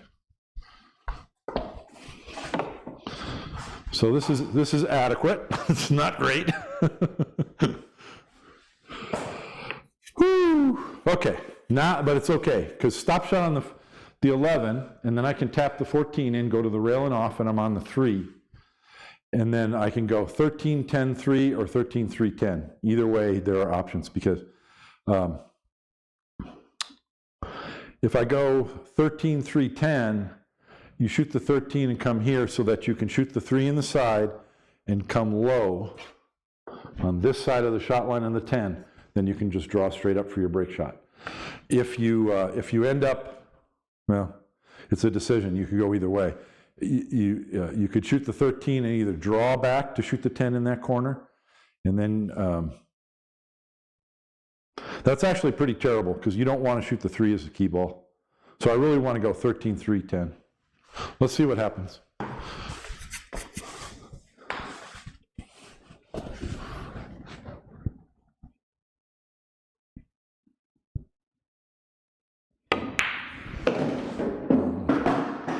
Did you see me twitch on that? I'm going to have a practice session. I need to have one every other day, where I'm shooting a drill to freeze at the end of the shot. I twitched. I could easily have missed that. And in fact, I shot the ball to the left side of the pocket, which put the cue ball over here when it needed to be here.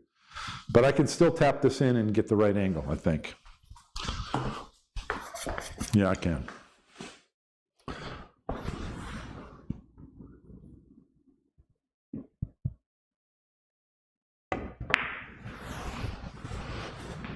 Okay. Okay, so now I want to shoot the 3 next. Oh boy. I'm going to have a lot of angle on this 3, but that's the shot.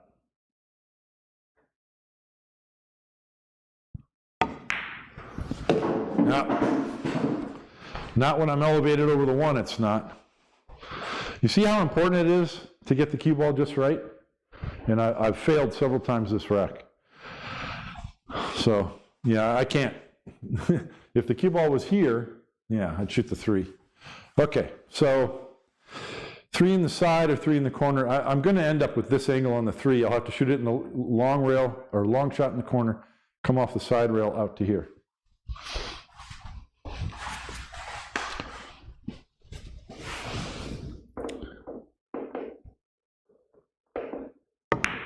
Which is a terrible, terrible end pattern, but that's what I left myself. Okay, so just come take a look. Right there. It's natural. That's what you want. Shots that go naturally. So you're not exerting undue force on that cue ball.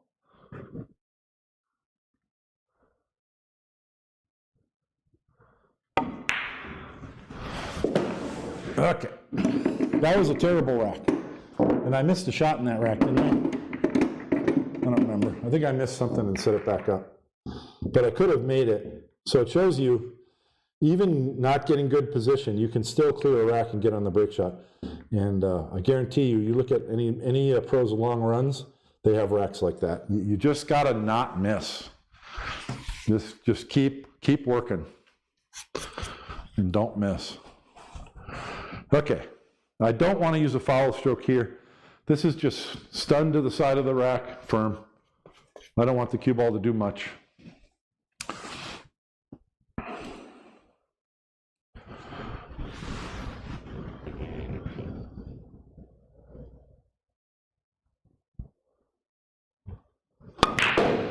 Just like that. Beautiful. Now, I want you to notice something there. Just after the cue ball hit the rack, these balls, there was like a cluster of 4 or 5 balls in the center, and a ball came off the bottom rail and hit it and rebroke. Happens all the time.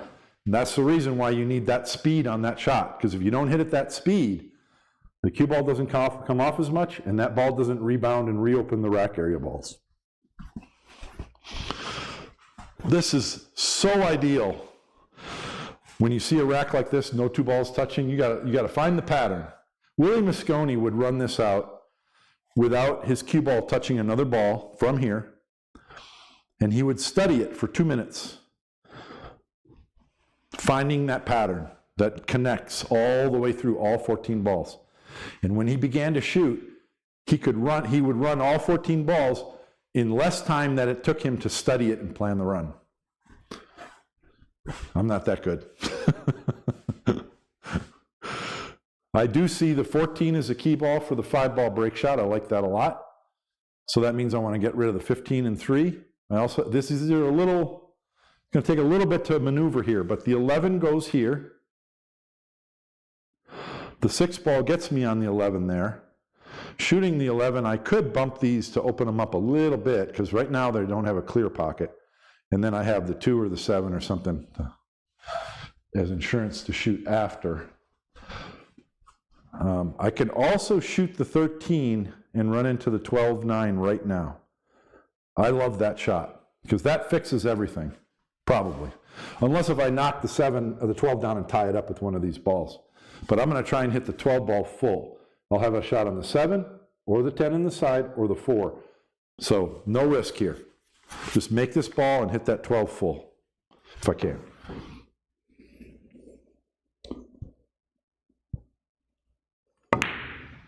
Perfect. Okay. Nice. Now I still have 2 break balls. The 11 ball needs to go over here because unless I clear the 10 somehow first, but that's an issue. Once the 11's gone, then these 2 balls are open. So I like shooting the 7. These are going to be a little bit tricky because you don't want to get too much angle on these balls. I like shooting the 7, 2, 4 because after shooting the 2, I can get this angle. So I'm going to bring the cue ball up here, 2 rails or 1, to get on the 11. If I don't get there, I can shoot the the 8. No, the 8 or the 12, because the 2, 4, 7 will be gone. But I want to get on the 11. The 11 has to go here. That's key to this rack. But don't get in too big of a hurry to try and do that. Something else might show up. But right now, just 7, 2, 4.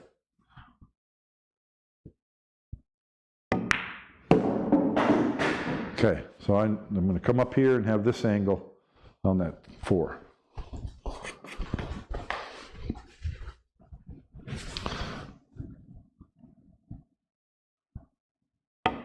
Oh, I went way too far. Wow, that's going to happen. Okay. Now I could shoot the 4. My cue ball is naturally going to come up and bump the 11, which isn't great, and I'm elevated. I could also shoot the 9, and I can shoot the 9 and kind of hold the cue ball here, shoot the 8 next or something else. I still got to deal with that 11. I'm going to lose my market on that 11. It's a risk to shoot the 4 because funny things happen when you bump into balls that you don't need to. Trust me, I guarantee you. Funny things happen. I really want to shoot this 4, but you can also miss the 4 because you're elevated and you're trying to control the cue ball to run in. All right, so we're going to shoot the 9, change of plans. And I can see I have most of the pocket for the 6. So if I can keep the cue ball over here on this side of the 6, then I can make the 6 and shoot the 11 next. Let's see if I can do that.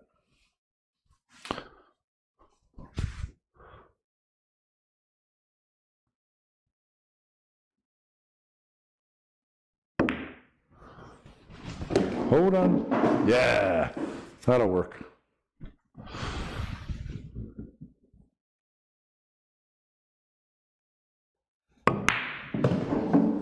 Notice everything that I've been doing is to get this shot on the 11. Everything. That's the key to this rack. And I didn't need to do that because if I'm committing to the 5 as the break shot, just go from the 6 and shoot the 10. Then you can shoot the 11 over here. So I actually didn't think that through even well enough. But I'm okay. So now what are we going to do? I don't like the 15 as a key ball to bounce out. I mean, it's okay if you have to. But I'd rather get rid of it and just have a stop shot. So the 10, the 11, and the 8 all lead to that 14. Okay? So I need to get on the 15. And the 3 ball can get me on the 15. So why don't I shoot the 11, use the 12 or the 4 to get on the 3 to get on the 15, and then go 15 to one of these to get on the 8 to get on the 10, or 8, 10, 8, 10, 10, 8, 14, one of those. Okay. My cue ball is naturally going to hit that 12, so let's go ahead and let it hit the 12. It's going to hit the right side of the 12, so I have a shot on the 4.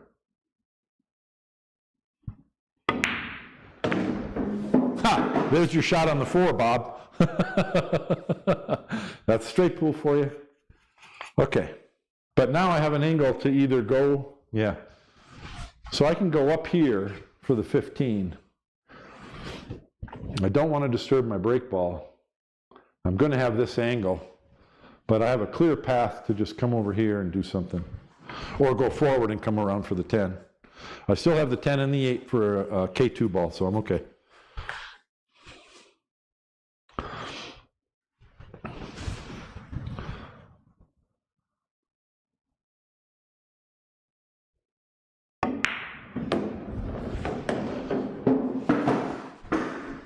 I was thinking if I went too far, I could have the 3 ball back there, which I do have, but I'm too close to the rail. And if I could shoot a stop shot, I absolutely would shoot the 3, because then it's 3, 15, 4, 10, 8, 14. See it?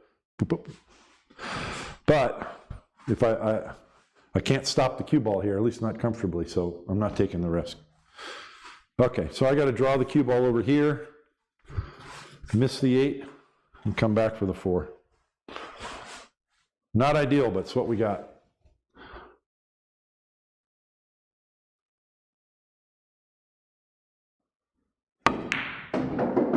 Okay. Now the 3 is a ball I don't need in my end pattern, so that's a bit of a problem. But I like this. I can just shoot the 4, and I'm on the 3, then 10, and then the 8 ball gets me on the 14. So I'm going to look at this from both sides. I don't want to be up high. I want to be over here on the shot line.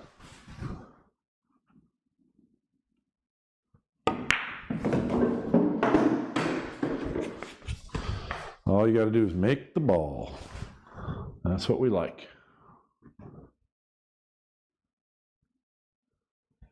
And I'm on the wrong side of the 10, but geez, it's too easy. It doesn't matter. So I don't want to be straight in on the 8. You want the cue ball out so you can bring it off the rail, but look how natural it is to get to the 14.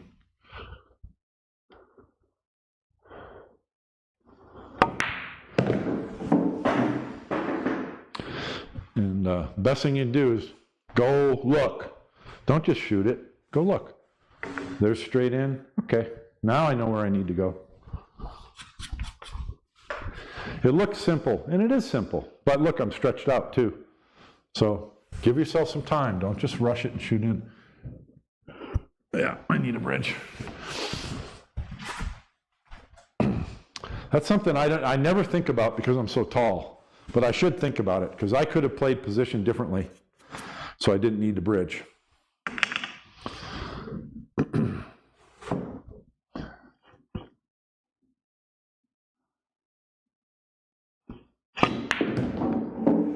Well, I ruined that, didn't I? Because of the bridge. Wow. I must have hit that way too thin, I guess. Okay. That's a really good lesson. What if the cue ball stopped here with more angle? Would I still be okay? I would. Because if I'm close, I can cut that and still hold the cue ball right here on this line. Okay. Food for thought. Another lesson. I think I'd learned them all by now. Okay, this is just to the head rail and down. You don't want to use any English. If you start using English, things go offline. I just want to go straight up and straight down. So I'm just adjusting the height of the Q-tip on the cue ball.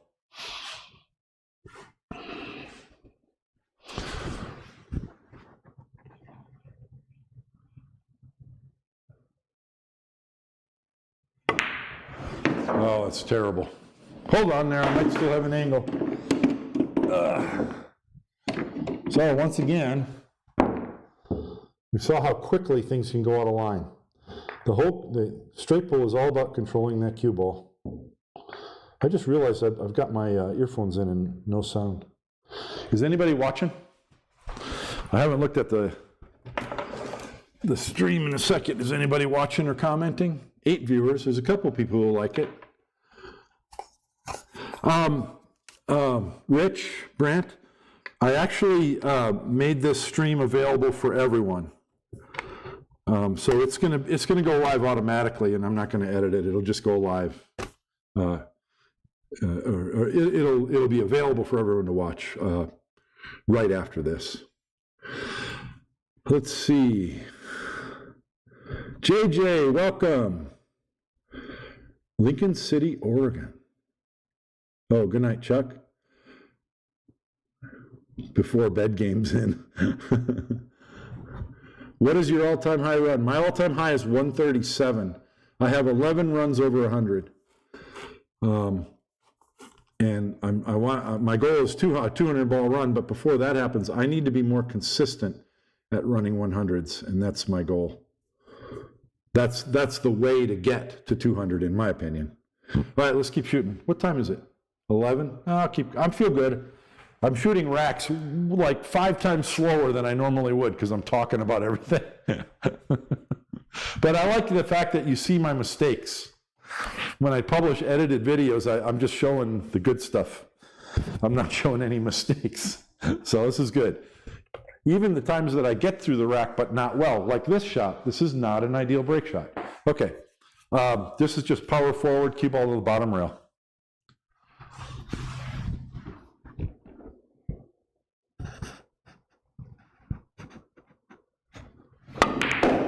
See that? It's going to go through the balls to the bottom rail. Balls come out here. A lot of times these will come farther and you'll have that shot in the side pocket, and you'll almost always have something in that corner pocket. This is perfect. This is what you want to, in the instances when you don't get a full spread of the balls, this is what you want to look for. Stop shot on the 11 gives me a low angle on the 15, and I can go into these balls with a key ball back here. That's like standard, that's like straight pool 101. It's the thing you want to look for all the time. Now that 11 is close to the pocket. I've got a lot of margin for error here. So, and I hit it awful because I was talking.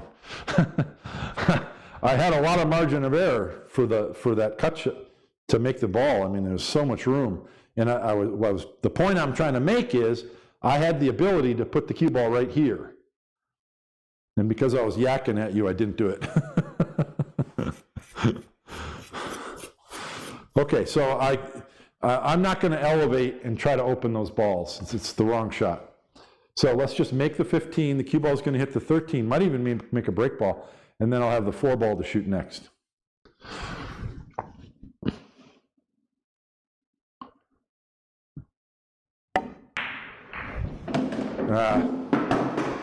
I thought I was going to have the 4 next. And I do, combination. If I was feeling real good, I'd shoot the 13 in the corner and open these up, but that's a terrible choice, especially since I can tap this in and have a shot on the 7 next.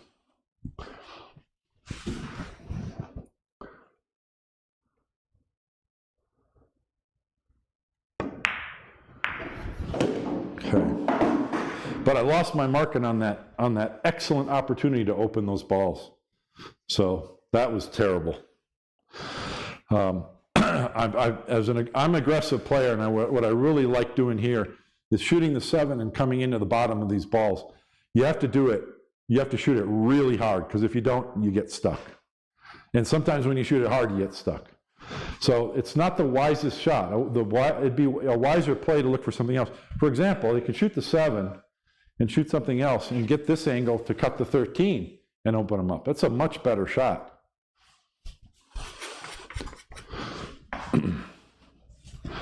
But I like this.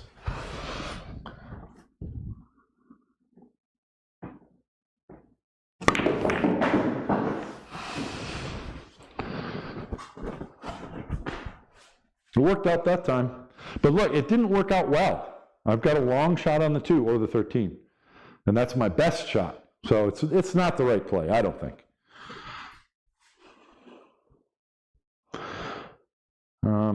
The 13 could be a break ball, or the 8 or the 6. I'm going to have to get over here to shoot one of those there. I'd like to shoot the 2, but I don't. If I follow forward, I think I'm going to hit the 13. If I can get past the 13, I got lots of shots. But that's an if.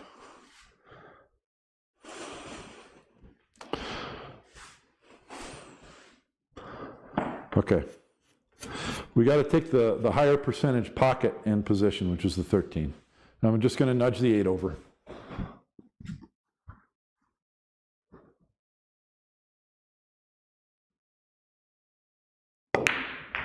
Yeah, that's better. So I've got to use the 6 now. I mean, you could use the 2, but whatever. So all my balls are on that side of the table, but it's okay. I'd love to shoot the 12 and get the 2 next. Why don't I go, yeah, okay. So they all connect, okay? 12, 10 in the side, come up for the 2. 2 ball gets you on the 1, the 1 gets you on the 9 gets you on the 8 over there. You roll forward, you have the 3 in the side, and then you're on the 14 here for your break shot. See that? Every ball connects to each other. But it can all go wrong if I don't get, like, I don't even think I got that right. Now I got too much angle. I needed to be straight. Okay. So recovery shot, let's get in line.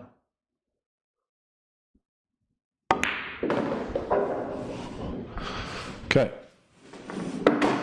I want to draw back a little bit, but I don't want to get behind the 14. No, I won't get behind the 14.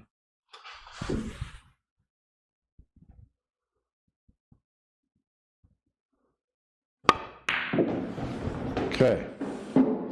I don't want to be on this side of the 9. I need to be on this side. Then it's very easy to make the 9 and get that shot on the 8.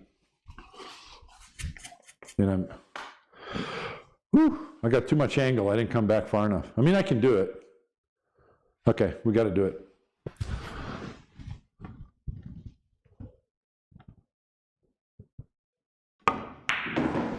Okay. See, with this angle, it's so easy to hold the cue ball right there.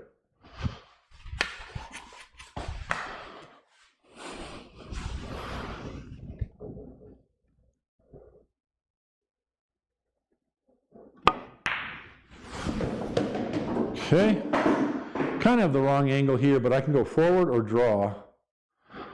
Probably better to go forward. So I'm looking to get pretty straight on this 3, and that's above the top of the rack, so right there.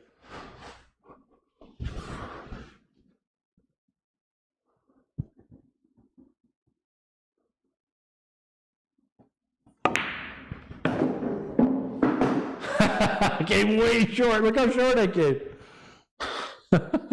But because I chose a ball that goes naturally to the 14, I can shoot the 3 in the corner.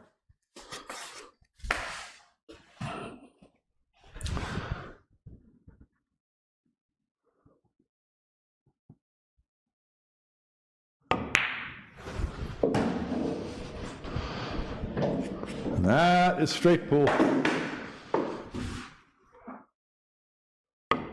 You don't tell anybody that happens. They're watching you and they say, oh, look, he played perfect position on the 3 in the corner. They don't know that you totally botched it. But it was possible because I chose a route where each ball led naturally to the other.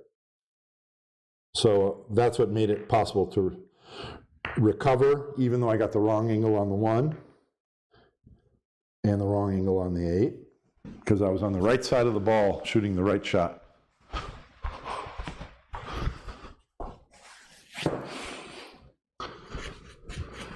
Okay, with the 6 ball this close to the rack, I don't want to use follow. So it's going to hit that 11 ball pretty full. Top side of the 11. This is the one that Thorsten Hohmann would draw up to the head rail, I think. But I'm just going to try and stun it, just a stun shot. Keep the cue ball right there.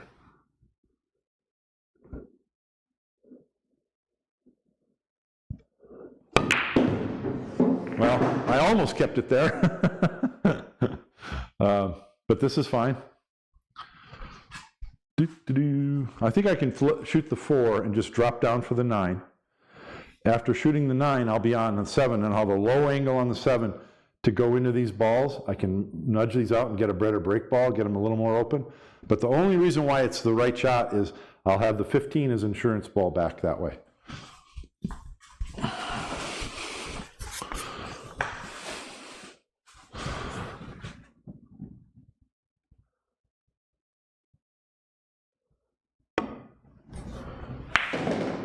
Oh, man. Well, I messed that up.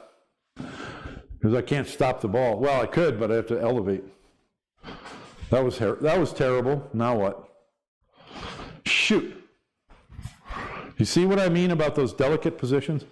I didn't trust it. I needed to overcut that ball so that the cue ball went to the rail and down, and I didn't do it, and that's why I hit the point and got stuck here. I could have been behind the facing with no shot. Okay, I got to do it this way.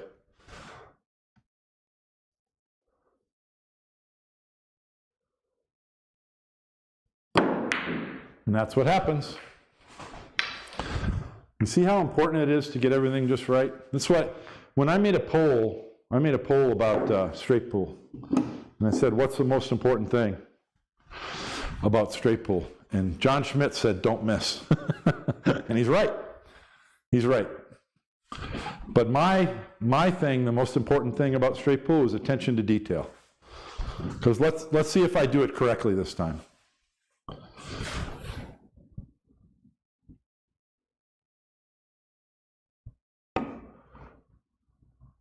Yeah, see?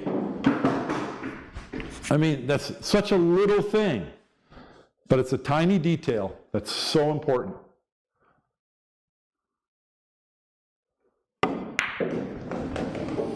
It makes all the difference in the world. Okay, now I want to probably hit the 8, because if I hit the 10 first, I could get trapped right here with no shot. Don't have to hit this hard.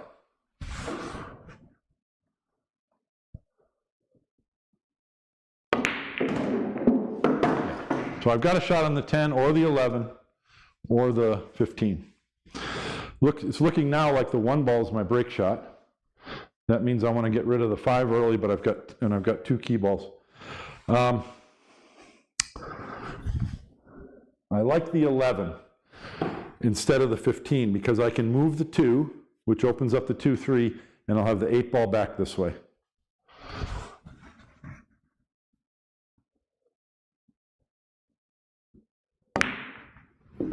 See, just a little bit. Now both of those balls are open to this pocket. These are a little close for comfort, but I'll figure a way through. So I like shooting the 8 and touching the 11. I mean the 10. My next shot's going to be the 12 because I've got to clear this a little bit. After shooting the 12, I can bump the 13, and I'll have the 2 and the 3 back this way. See how you get things opened up? And then I got to deal with that 5.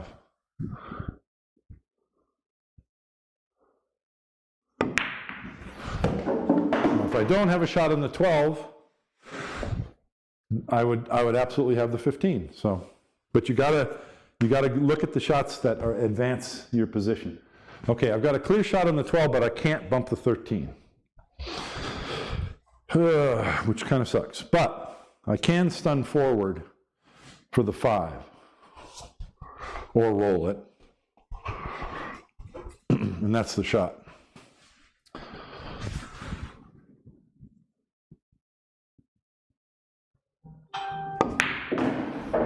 Okay, now I still have an issue with that 2-3. I got to get on that 2-3. Why don't I bump them now? I mean, yeah, there's no reason to bump them though. Let's just shoot the 5. And then I got to get on that. How am I going to get on those? See, the 2 and the 3 also go in this side pocket, but the 13 blocks it.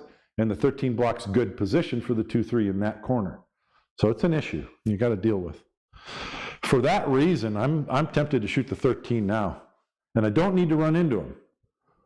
Let's just shoot the 13 and play position for the 10. But I'm also playing position right here for the 5. If I come too far, I'll still have the 10. But I want to get that 5. Okay? So that's what I'm doing here.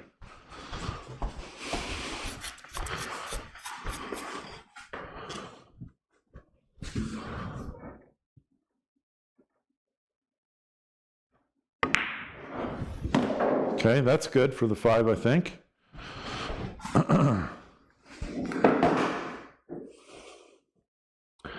So I don't want to, if you hit it wrong, you end up here, and you don't have a shot on the 15, you're behind the 10. You will have a shot on one of these balls on the side, though.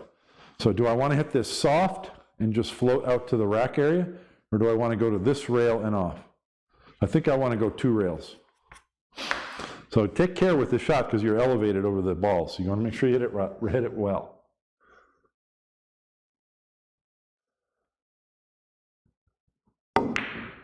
There we go. So I've got a shot on the 2 and the 3 and the 15. So now everything's dealt with. Best shot is probably to shoot one of these balls. It's looking like my key ball is the 14, but it doesn't have to be. Actually, no, it definitely doesn't have to be. So the pattern here that connects all the balls is recognizing that the 15 is a very, very good key ball for the 1. Because if I get low here, you just tap it in, go to the rail and out for your break shot. Okay? So how do you get there? Shoot the 2, roll forward, then you go 14, which leads naturally to the 3, which leads naturally to the 10, and you can get here on the 15. So that's the shot. You got to see how they connect. So just an angle to bounce the cue ball off the rail.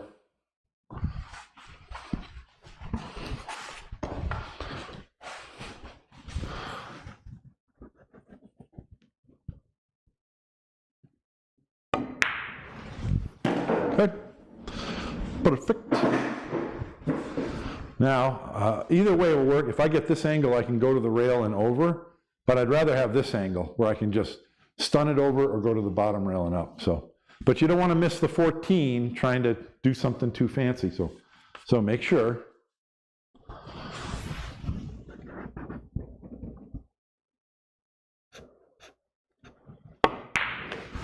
Like that. Did I jump up on that shot? I bet I did. Or even if I didn't jump up, I bet there was some movement. That's my Achilles heel that I need to fix.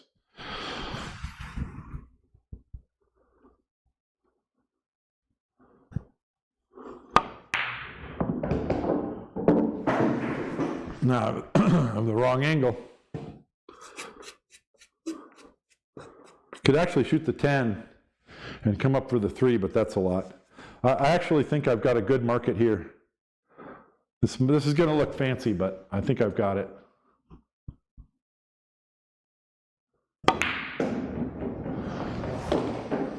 That'll work. So I'm not going to be able to get low on the 15, but I'll be here, and I can still go 2 rails out to here. But I shouldn't have missed that 14, darn it.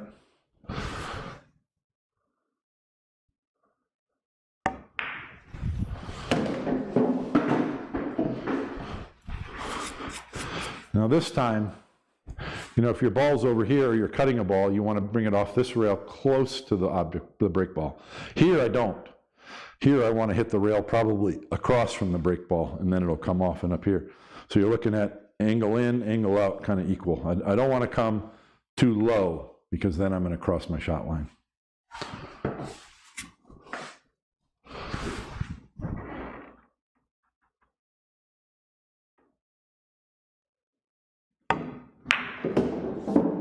That's perfect. So, missed shot.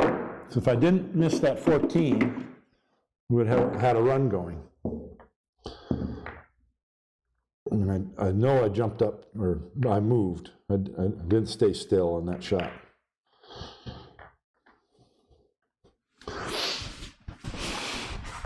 This is nice. Because the cue ball, or the break ball is far from the rack, you just shoot with a power follow. And I think I'm going to hit the rack and go to the bottom rail, but we'll see. But you've got to have a good follow stroke so that cue ball curves and curves to the rail.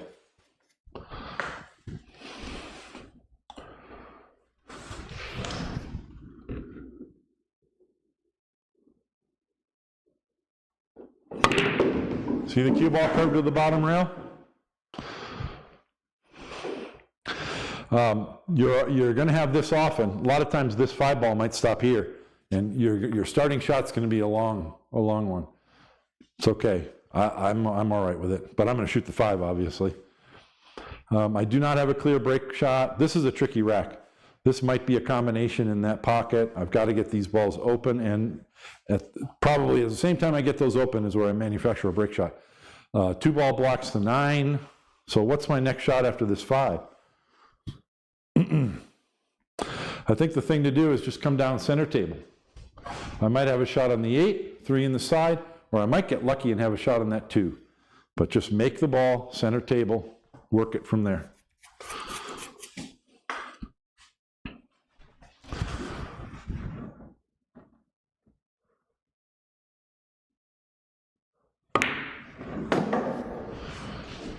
A little bit of twitchiness on that shot too. Man, cannot be doing that. Okay, I don't have enough angle on the 8 to go into those. That would have been nice. I have an easy shot on the 3.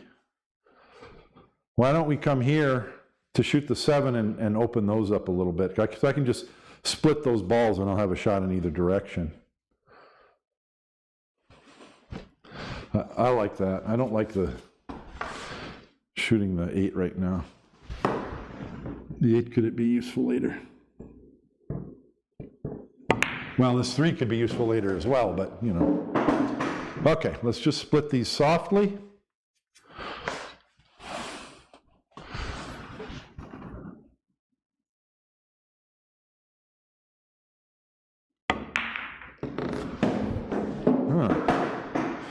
All right, now I can go into those balls and the 10 is insurance. Probably we'll have something else because I'm not going to be able to hit it that soft, but we'll see.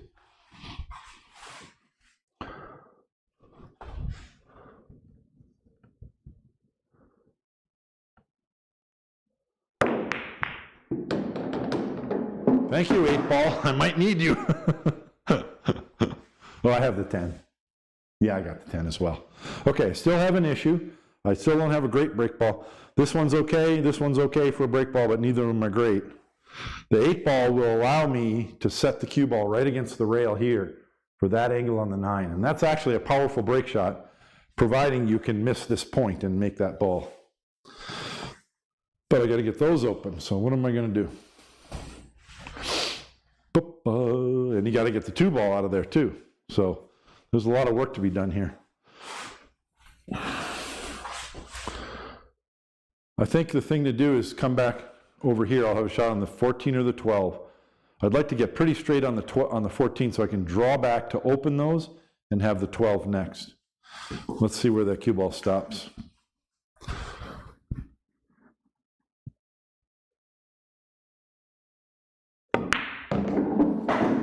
I didn't hit it hard enough.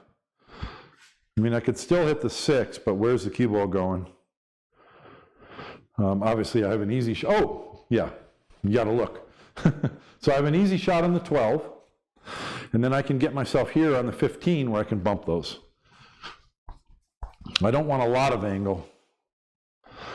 Yeah, see, the thing is, I'm going to shoot the 15, bump the 11, and I'm going to get stuck on that 11 and not get a good shot on the 14, but I think it's the right way to go.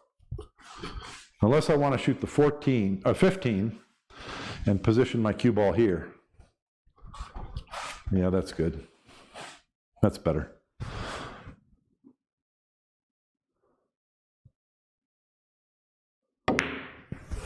Now I got the right angle to open these with 0 risk. The other way I had some risk.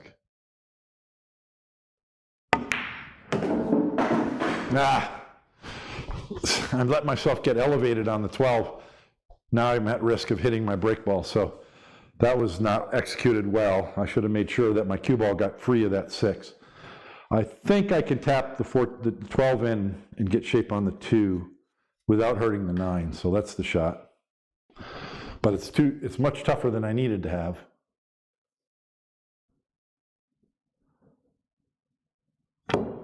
Nope, I missed it.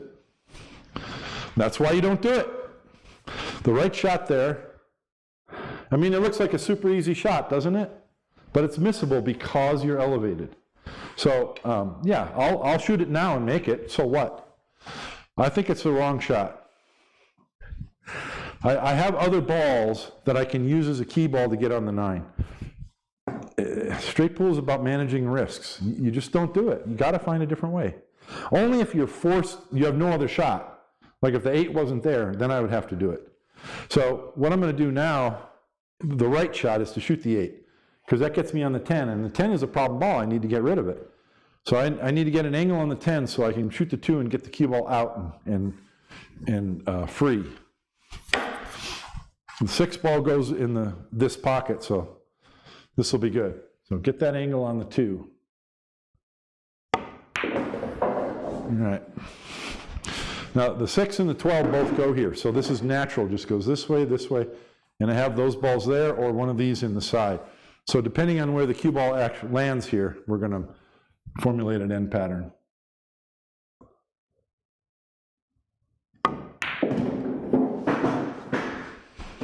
Okay, so I need a shot that's going to allow me to get the cue ball right here on the 9.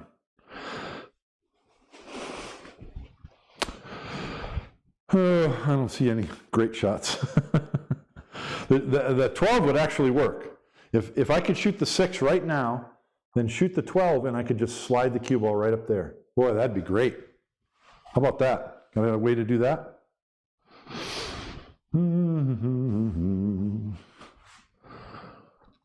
If I had more angle, I could shoot the 4, get here on the 11, then it's 11-6, and then I have that angle to do that.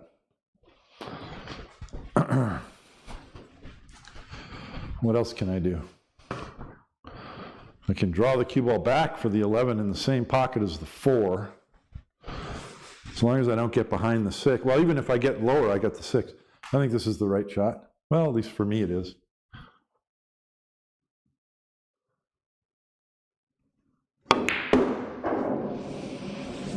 Nope, I needed to come farther and I didn't want to get behind the 6. So I was just, because if I came farther and got here, then it's 11-6 and I have that shot on the 12. But now I can tap the 6 in and shoot the 11 in the bottom right corner.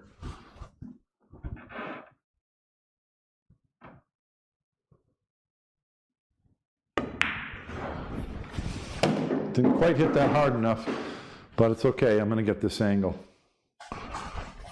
This may not be the best shot.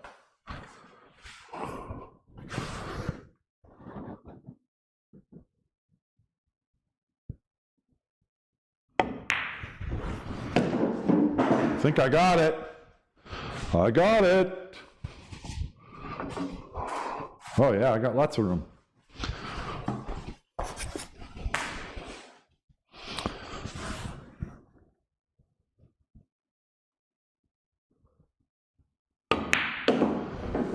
So it's easy, it's really easy to say, oh, he missed that shot because he was elevated over the 3. I mean, yeah, I shouldn't have missed it, given. But I also didn't have to take the risk. Just food for thought.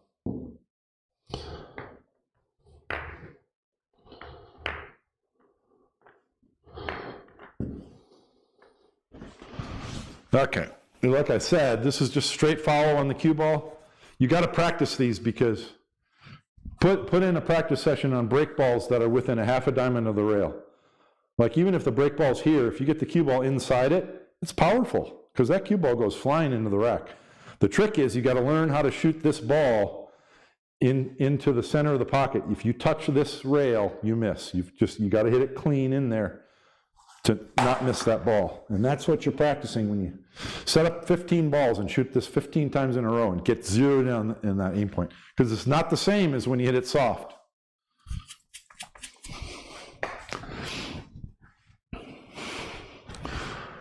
This is another one of those when after you're down on the shot, you're fine tuning where the center of that pocket is.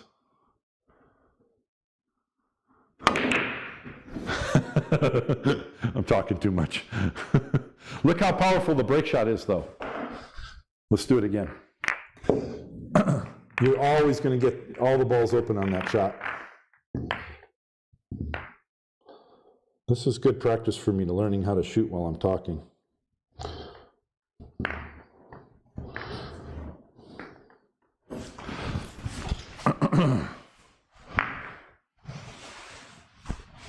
This is even a little closer to the rail than just now.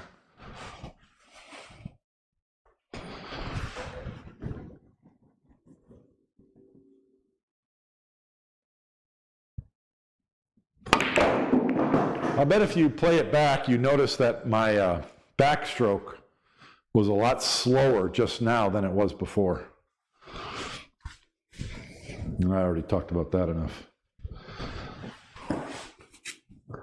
5.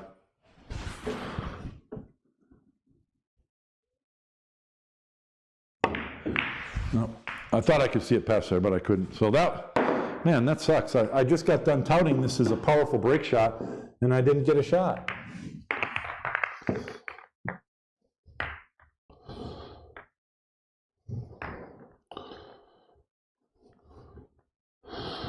I'm going to shoot without talking because I haven't put together more than 2 racks, I don't think. I don't even know if I put 2 racks together yet. I want to try and run at least a 42, at least 3. That's even a little bit harder. All right. No talking now. I'm going to just run some balls. And then I'm going to go to bed.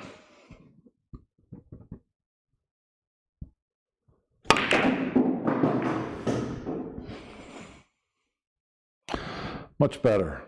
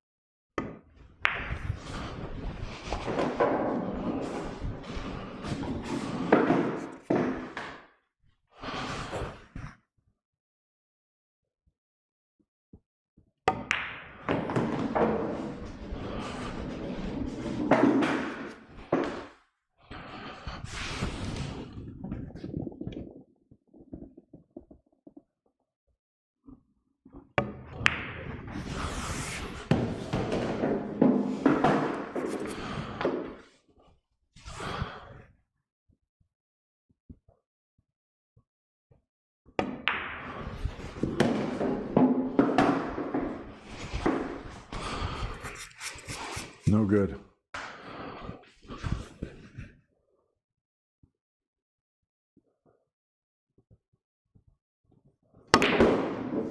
Oh. Yeah, I didn't get enough angle. I needed this much angle so I could do that 2 rails around, and I got way too short. And I didn't go look. I just got down and shot that 8 ball without looking at what angle I needed. So that's a failing that I've got to eliminate from my game.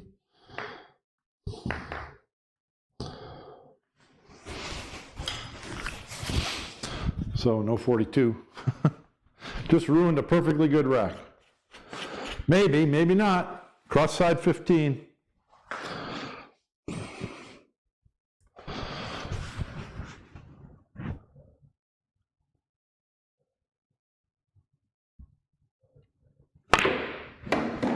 Ah, I didn't hit the rack. That new cloth skidded a little, it didn't come back. 9 ball right here. 9 ball right there.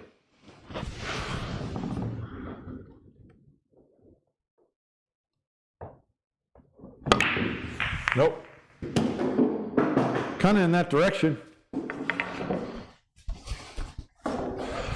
I got a couple more in me. Let's see if I can get a 42 before I go.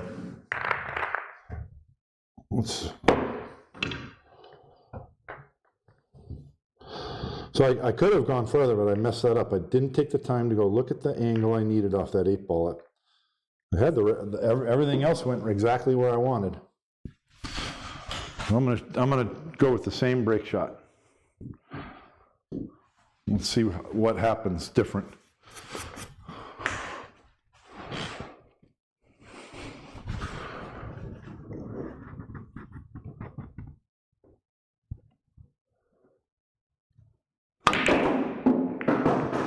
So that time the cue ball backed up and went forward around the top of the rack. 4 balls, break ball. This needs a little bit of attention as usual. 13 goes here if I can get on the right. Okay. What if I shoot the 10 and go into him right now? Pretty risky, but I have the 7 ball back this way in the side, so it's not pretty risky.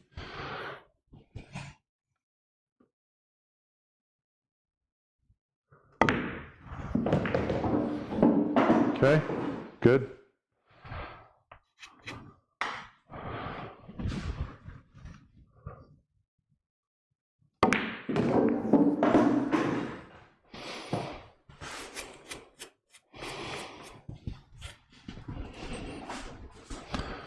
I got it already.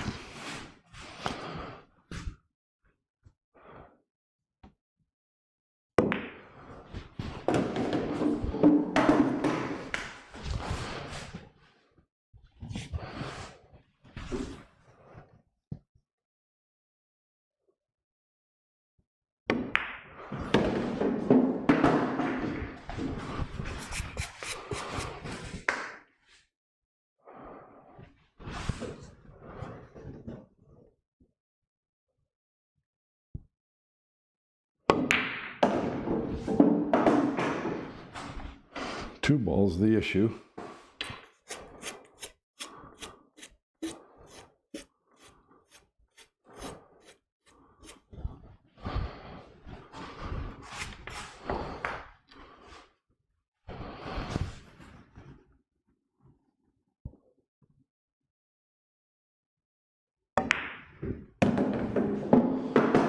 That was not what I wanted.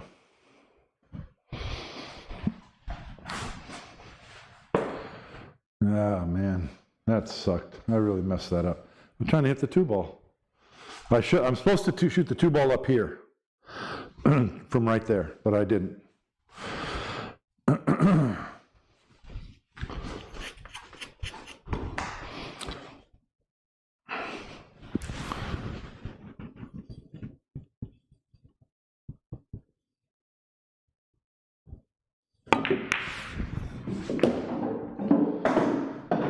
Okay.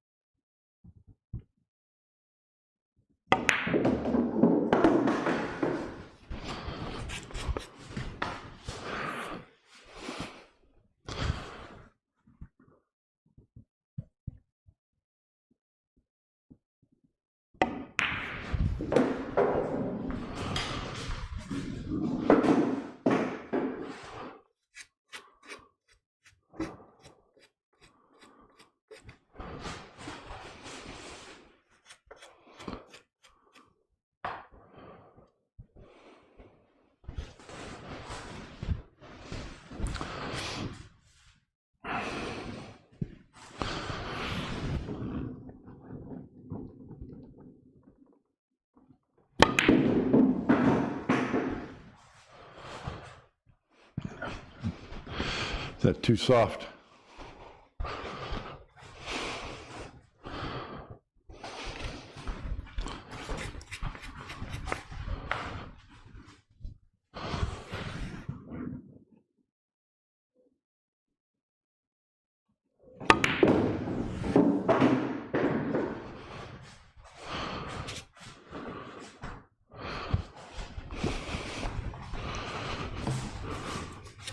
I'm playing 9-ball now.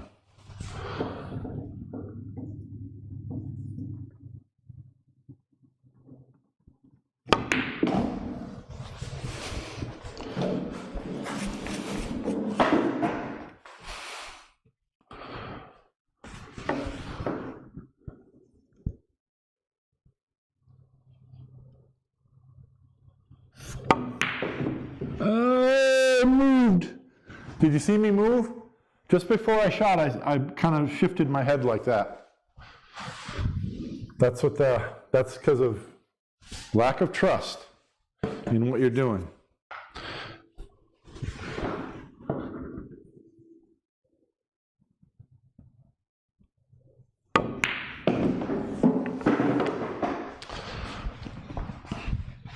So I think I know what I need to do, but I am open to suggestions. If anyone wants to send me a message of a drill that I can do that's going to get me to stop doing that.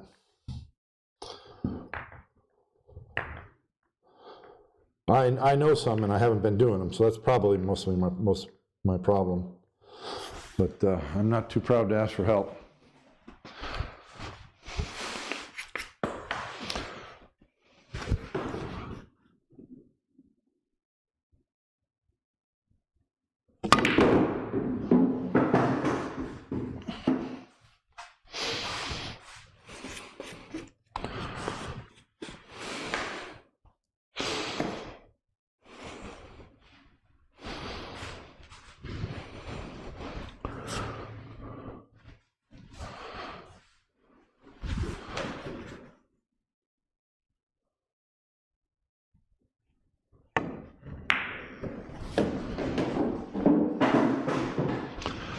Oops.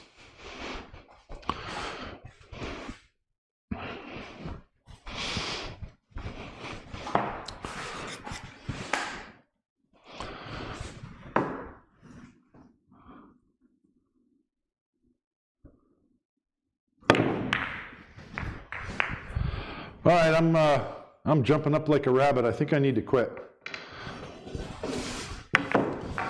I could have run that rack if I didn't jump up.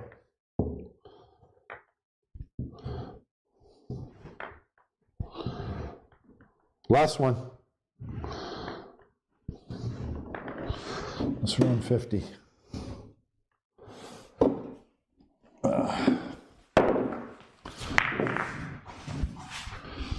All right.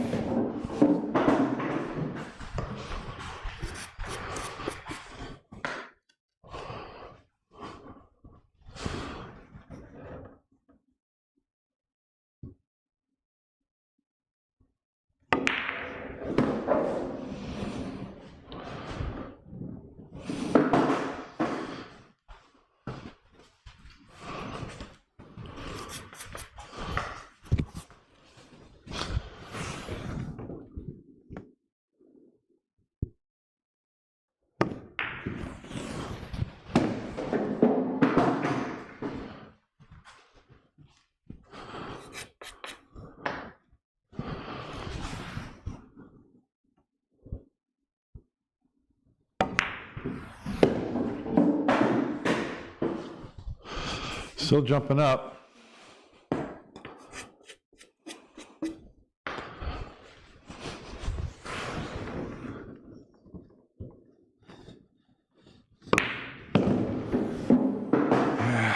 Not getting the cue ball where I need it.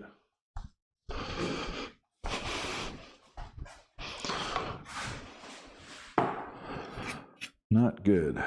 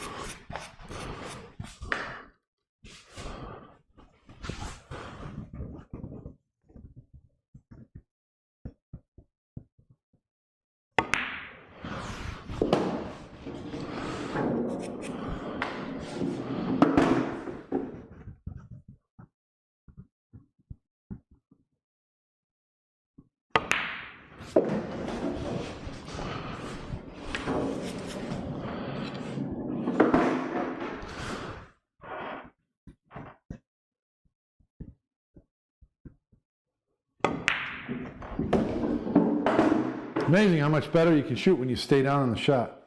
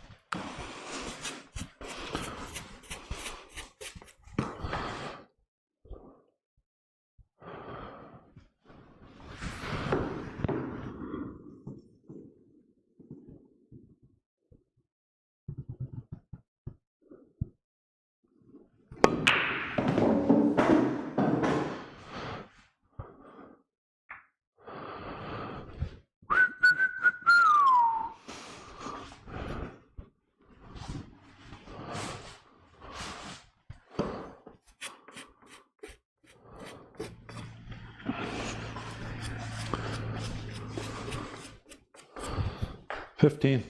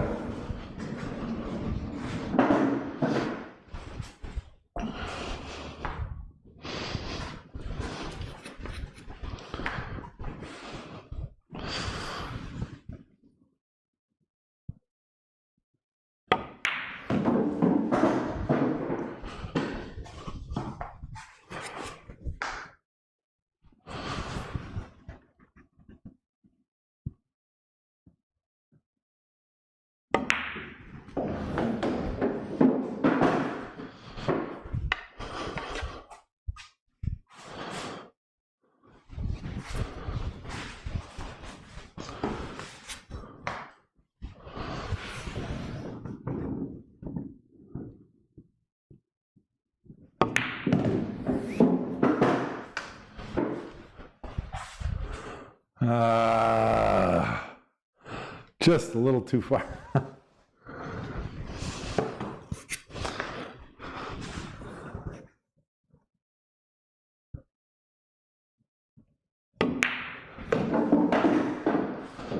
Darn it.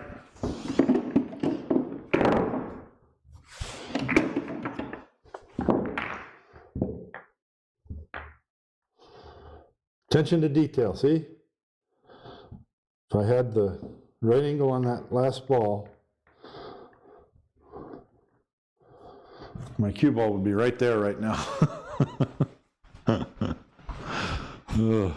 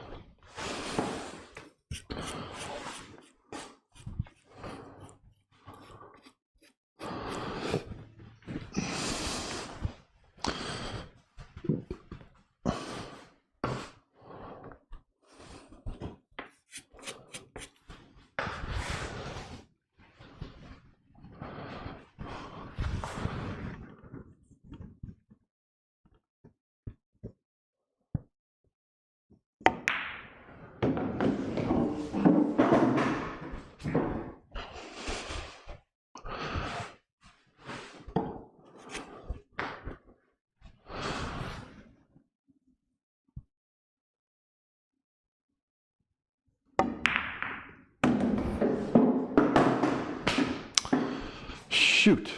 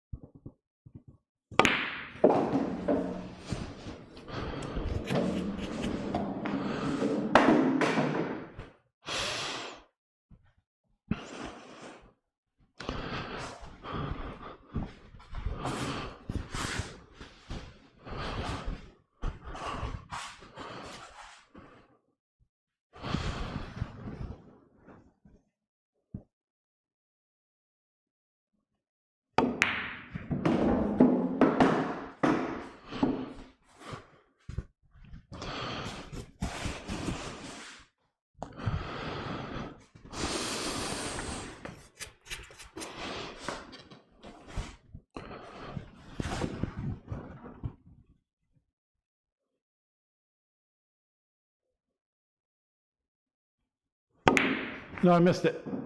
Oh, I missed it. Oh. Shot before I was ready.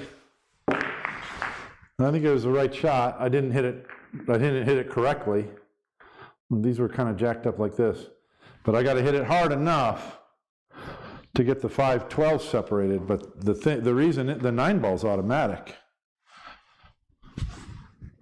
So that's why I chose it.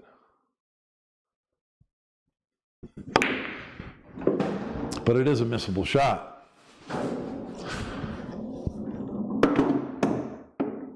So for that reason, maybe you shouldn't choose it. I don't know.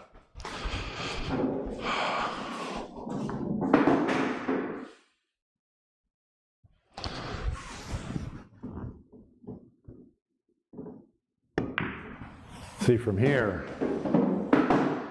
I'll hit that lazy. It's supposed to be here. I was going to say from here it's automatic because the 3-ball gets on the 13 and I have a key ball across from it. But now I'm elevated. Attention to detail.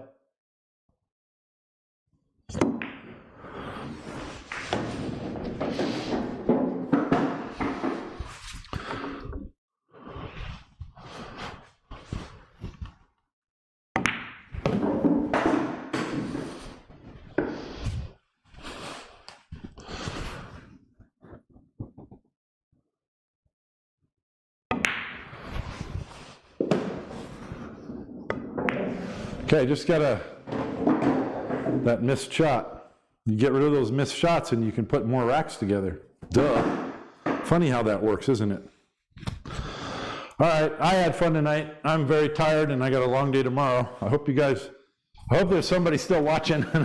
Of course, this will be up on YouTube for anybody to watch, so I hope you guys like it. Let me see if anybody has any questions. Good night, Coeur d'Alene. Steve Kurtz, what's up? Wow, there's still 8 viewers. You're not still out there, are you, Steve? That could have been an hour ago. I don't have timestamps on this stuff. Oh man, this game's so hard. Why do we do it to ourselves? Let's just play 9-ball. Just play something easy. What time is it? It's 11:59 p.m. That's a good time to end the stream. I'll do this again with more interaction, and today is only Tuesday, so I've got time to get on my videos. I have made progress on my intro to straight pool video, and in the meantime, I made a couple of instructional videos, and maybe I'll do one tomorrow or the next day. I want to do more instructional videos where it's not something that like this one where I write out a script and plan it out and have all these shots. I'm just going to do a video where I have a topic and I stand at the table and talk about it and demonstrate it and then put the video up with very minimal editing. So I'm going to try and do that some more. I think those videos are popular and I think they're very helpful. So thank you for watching. Good night, everybody. Wow, 2 hours and 51 minutes. It's official. I'm still a pool nut. Thanks for watching. Bye.